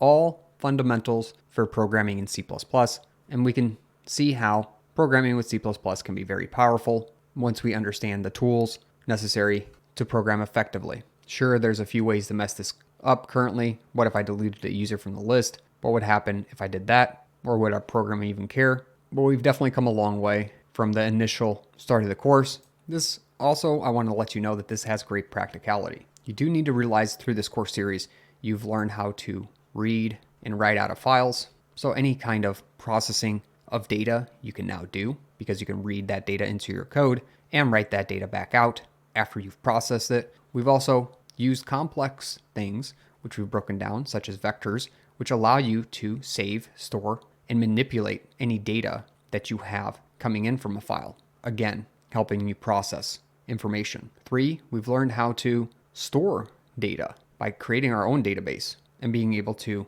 change things inside of it however we want. And you wouldn't believe how much just in industry alone that these 3 things are used for simply processing code from one system to another, all without even using a graphical user interface. Of course, I want to introduce an important concept called debugging. Our C++ program was compiled using a Makefile, and there are some debugging tools native to Visual Studio Code that allows you to debug directly, but this is a lackluster method when you have multiple object files or a very large C++ program. It only works really well out of the box for single file programs, and we all know that that's not the case. As we've proven with our project, there are quite a few files here with hundreds of lines of code and multiple objects. That's why we use a Makefile to compile our project, but it causes an issue with debugging natively in Visual Studio Code. So we'll learn how to make Visual Studio Code in our Makefile work seamlessly together to debug code in Visual Studio Code today.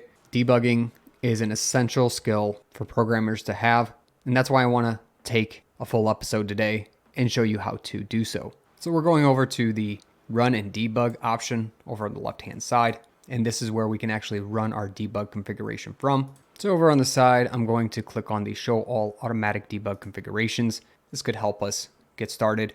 It says Node.js here. That's not what we want. We're going to add a configuration for ourselves. And the one I want to create a config for is GDB, which is the GNU debugger tool. And I want to do the launch action. So with that clicked, a lot of things get filled in for us. What this says here is program, enter a program name. For example, they already show us here the workspace folder and some example of an out file that they run. Well, that's not the name of our program, but we can make use of this. So I'm going to get rid of everything up in front here.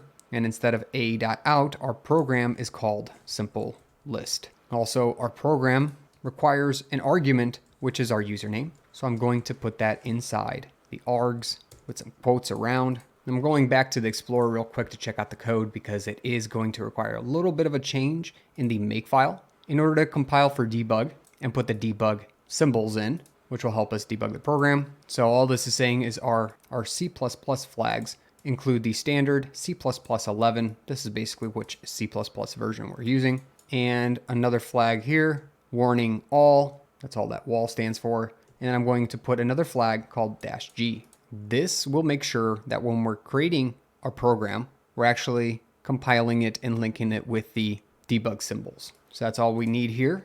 I'll make a save. Now if we go back to the debugger in our configuration file, the launch.json. So in order to make sure we have the proper launch configuration of the debugger selected, mine is GDB launch. If you have multiple different kinds, you'll have multiple in this list. Probably won't, but just make sure you have the proper one selected. Then you'll be able to hit the run button in order to start debugging. I'm gonna hit the start button and you should get a load of the debug console below if everything loads correctly. Notice it says symbols loaded, and if your debug console does not pop up, you can also launch a terminal and then go over to the debug console. Now, one thing that I'll mention is we're gonna have issues until we compile our program. So in order to compile, just gonna run make. Well, actually make clean first, because since we compiled all the objects before, we need to remove them and build them with the new -G flag that we added into the Makefile. Remember here, what you'll notice is if you run make this time, there's a new flag that's compiled on all of our objects, and that's the -G flag. That gives us the debugging capabilities. So let's try and rerun the debugger again. I'm gonna hit the play button up top, and this time the program is actually running. If I go to the debug console, it again says the symbols are loaded successfully. Things are looking great. Then I'm going over to the terminal and I can notice that the program is running. So I know we're successfully debugging now because up top we have various different buttons that help us debug. I'm going to move these buttons over a little bit so I can still see them and see my code at the same time. So I can now set a breakpoint. I'm going to exit out of this debug session by doing Control-C and just ending the program. That'll also end my GDB session as well. It says it exited unexpectedly. That's because I forced it to close with Control-C. Back in the terminal, I'm going to find a place in my program where I want to put a breakpoint. And what better place to start than in main? So I'm going to put it in the very first line of main. In order to put a breakpoint in, you just have to go over to the side here and select the line where you want to put a breakpoint into. Then when you click and you see this red dot, then you've officially set the breakpoint. To delete a breakpoint, you can just click on the breakpoint once more and it'll disappear. Notice also what happens on the left-hand corner. It is telling you that you're creating breakpoints and where they're located, including the line number and which source file they're in. Very good. So deleting those two. All breakpoints really are is a designated place where you want to stop inside of your program and allows you to make a choice on whether to continue from that place. So what to expect here is as soon as the debug session begins, main is going to get called and we expect to stop on line 5 before continuing the program. Let's make sure that happens by running the debugger once more, letting things fly here, and look at that. We have our first breakpoint, which is shown that we're currently on the breakpoint with this yellow marker, as well as a yellow line. I'm going to move my tools over here on the right-hand side to use the debugger. So if we select the step over option, that will step over to the next line of code, line 6 or 7. Step into allows us to go inside of a function so we can see what a particular function is doing. Step out allows us to get out of a function that we've gone into. and then go to the next line that's being ran. Restart, of course, restarts the entire program, and stop kills the debug session. Finally, continue allows you to continue executing your code until a new breakpoint is reached. For example, I could set another breakpoint on line 7, and then if I hit continue, this breakpoint will go down until it sees line 7, and it'll stop me here. So what's really nice about this is you can, on the left-hand side, tell how things are getting populated and used while you're using breakpoints in your code, helping you debug and figure out where things are going wrong. Now, it's not that I expect anything to be wrong with the code right now, but we'll step through and look at values to get a feel for how to use the debugger. So I do want to make mention of some of these things over on the left-hand side. First are variables. This is keeping track of local variables on our stack. Currently, we have a simple list available, argument count available, and where our args are located in memory. So what's showing is simple list, args, and arg count. So if we open up args, notice that if we drill down a little bit, we do see where our program is located. So the very first argument in this register or memory address location, which says home, SavvyNik, simple list, simple list. So watch is an expression that we particularly want to watch. So I know I have one called user_index. So I'm going to watch that variable. It hasn't been created yet, so it's not going to have any information about it yet. So we can put as many as we want over here in the watch section for critical variables that we need to make sure are running correctly, and so we can tell if they're in the expected state that they need to be while running our code. Finally, towards the bottom, we have the call stack, which is the current set of functions that are being called, that were in, and how they got called. So a way to trace all your function calls. Since we just began our program and main's the only one that's been called, that's the only one on the call stack. At the very bottom, you have your breakpoints. We already briefly talked about that. So I'm going to first hit continue, which is going straight down to my second breakpoint. And now we can look and see if I highlight arg count is 2. I can also look over to the left and see that arg count is 2 as well. So if arg count is 2, is that greater than 1? Yes, it is. So we would expect to go inside this if statement. So one problem I noticed is with a watch variable, I was not able to step over. I'm going to add a watch variable. I'm going to call it user index. It's not valid at the beginning of start. So I'm going to now hit start for debugging. Then when I hit step over, I wasn't able to actually step over like so. If you do have an issue, it is reported that your watch variables could be causing the issue. So make sure to remove them and then stop the current run of GDB, rerun the debug sequence, and hopefully that'll fix your step over function. And we've currently stopped here because we put a breakpoint. Then I'm going to hit step over, which will go to the next step, but not continue to run the program entirely. So argument count again is 2, which is greater than 1. So we would expect to go into this if clause. Let's see if we do. Just going to hit step over. And sure enough, we do highlight this line of code. Now, if this wasn't true, we would actually go into the else statement. And when we hit step over, it would have actually taken us down to line 14.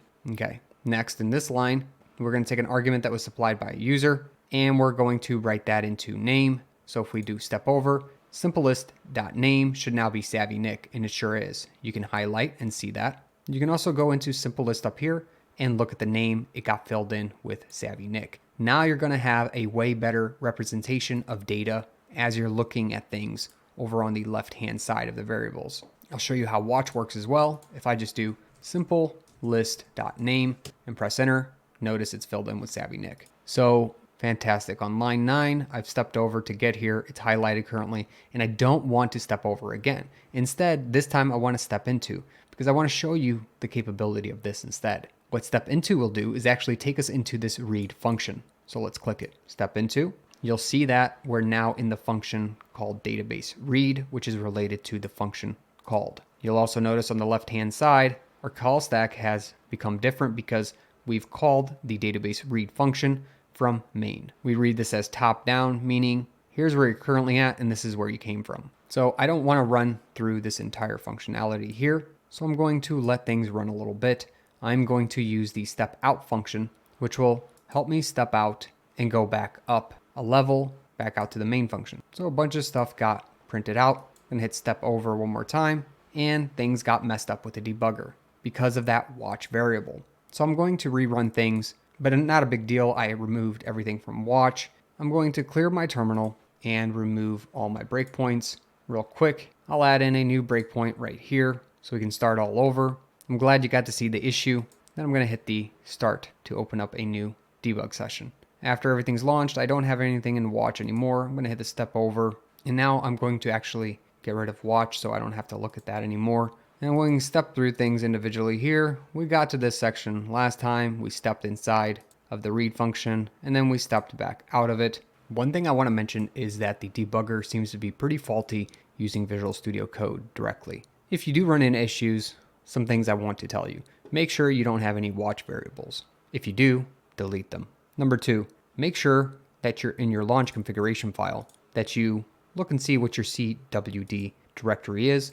Mine's currently set to workspace folder. Number 3, if you do ever get stuck, for example, if you hit the step over function and it doesn't actually step to the next line, that's a sign of faulty debugging in Visual Studio Code. Stop the current debug session, and I would actually restart the entire Visual Studio Code and rebuild the project. So do make clean, make inside a terminal after you've restarted Visual Studio Code entirely, and then try rerunning the debugger. Hopefully, one of those things will fix your issue. I've ran into it in the past before. There's plenty of posts online about how it's faulty. I personally like to do everything through the terminal when I'm debugging. I think that's a little bit too advanced for this course, and I want to primarily focus on using the tools that are given to you from Visual Studio Code. With all that aside, I'm going to hit step over once more to look and see what my find user list. And now since I ran up to that portion of the code, we'll see that we read in some information from the database, just like you would expect in a terminal.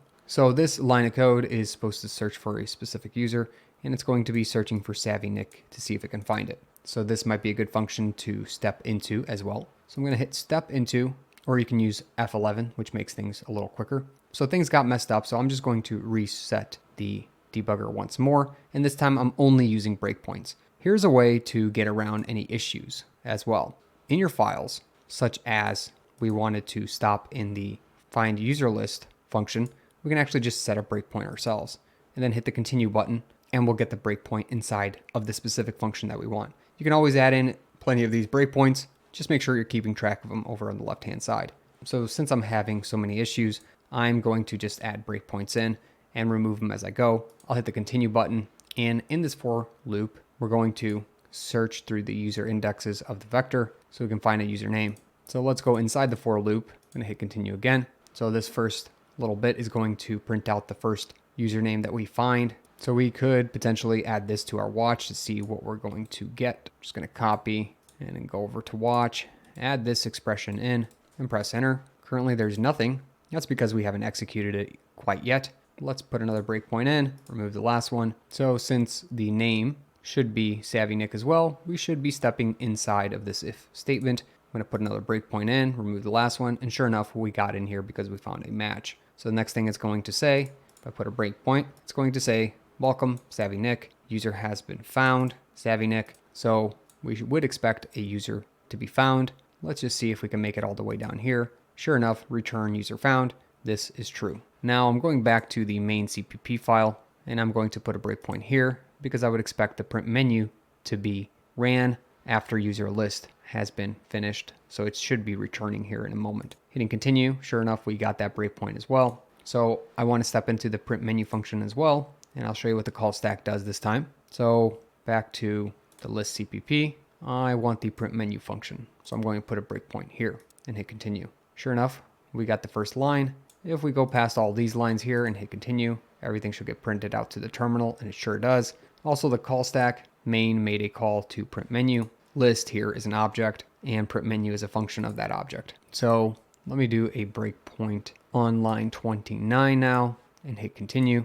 And we're basically just waiting to get a choice. I'm going to enter in my choice, which is 1, into the terminal, and we got the breakpoint as well. We can remove our other breakpoints over here or click on them so we're quickly taken to them. Just hit the X's to remove breakpoints, and then I'm going to hit continue. That way my program just remains running. If I hit M for menu, notice I'm using my program as normal now. If I wanted to get the call for print list once more, I could put in the breakpoint again and then type 1, and I should get my breakpoint. Sure enough, I did. Now, if you ever get stuck and you want to restart from the beginning, you can hit the restart button. That should end things and relaunch from the beginning. So if I hit restart, give it a few seconds, and boom, it started back into main as long as I have a breakpoint. So I'm going back down to this line 10, simple list find user list, and I'm going to let the program run until it gets there. So I want to talk about the variables over here. Notice that simple list has a few things here.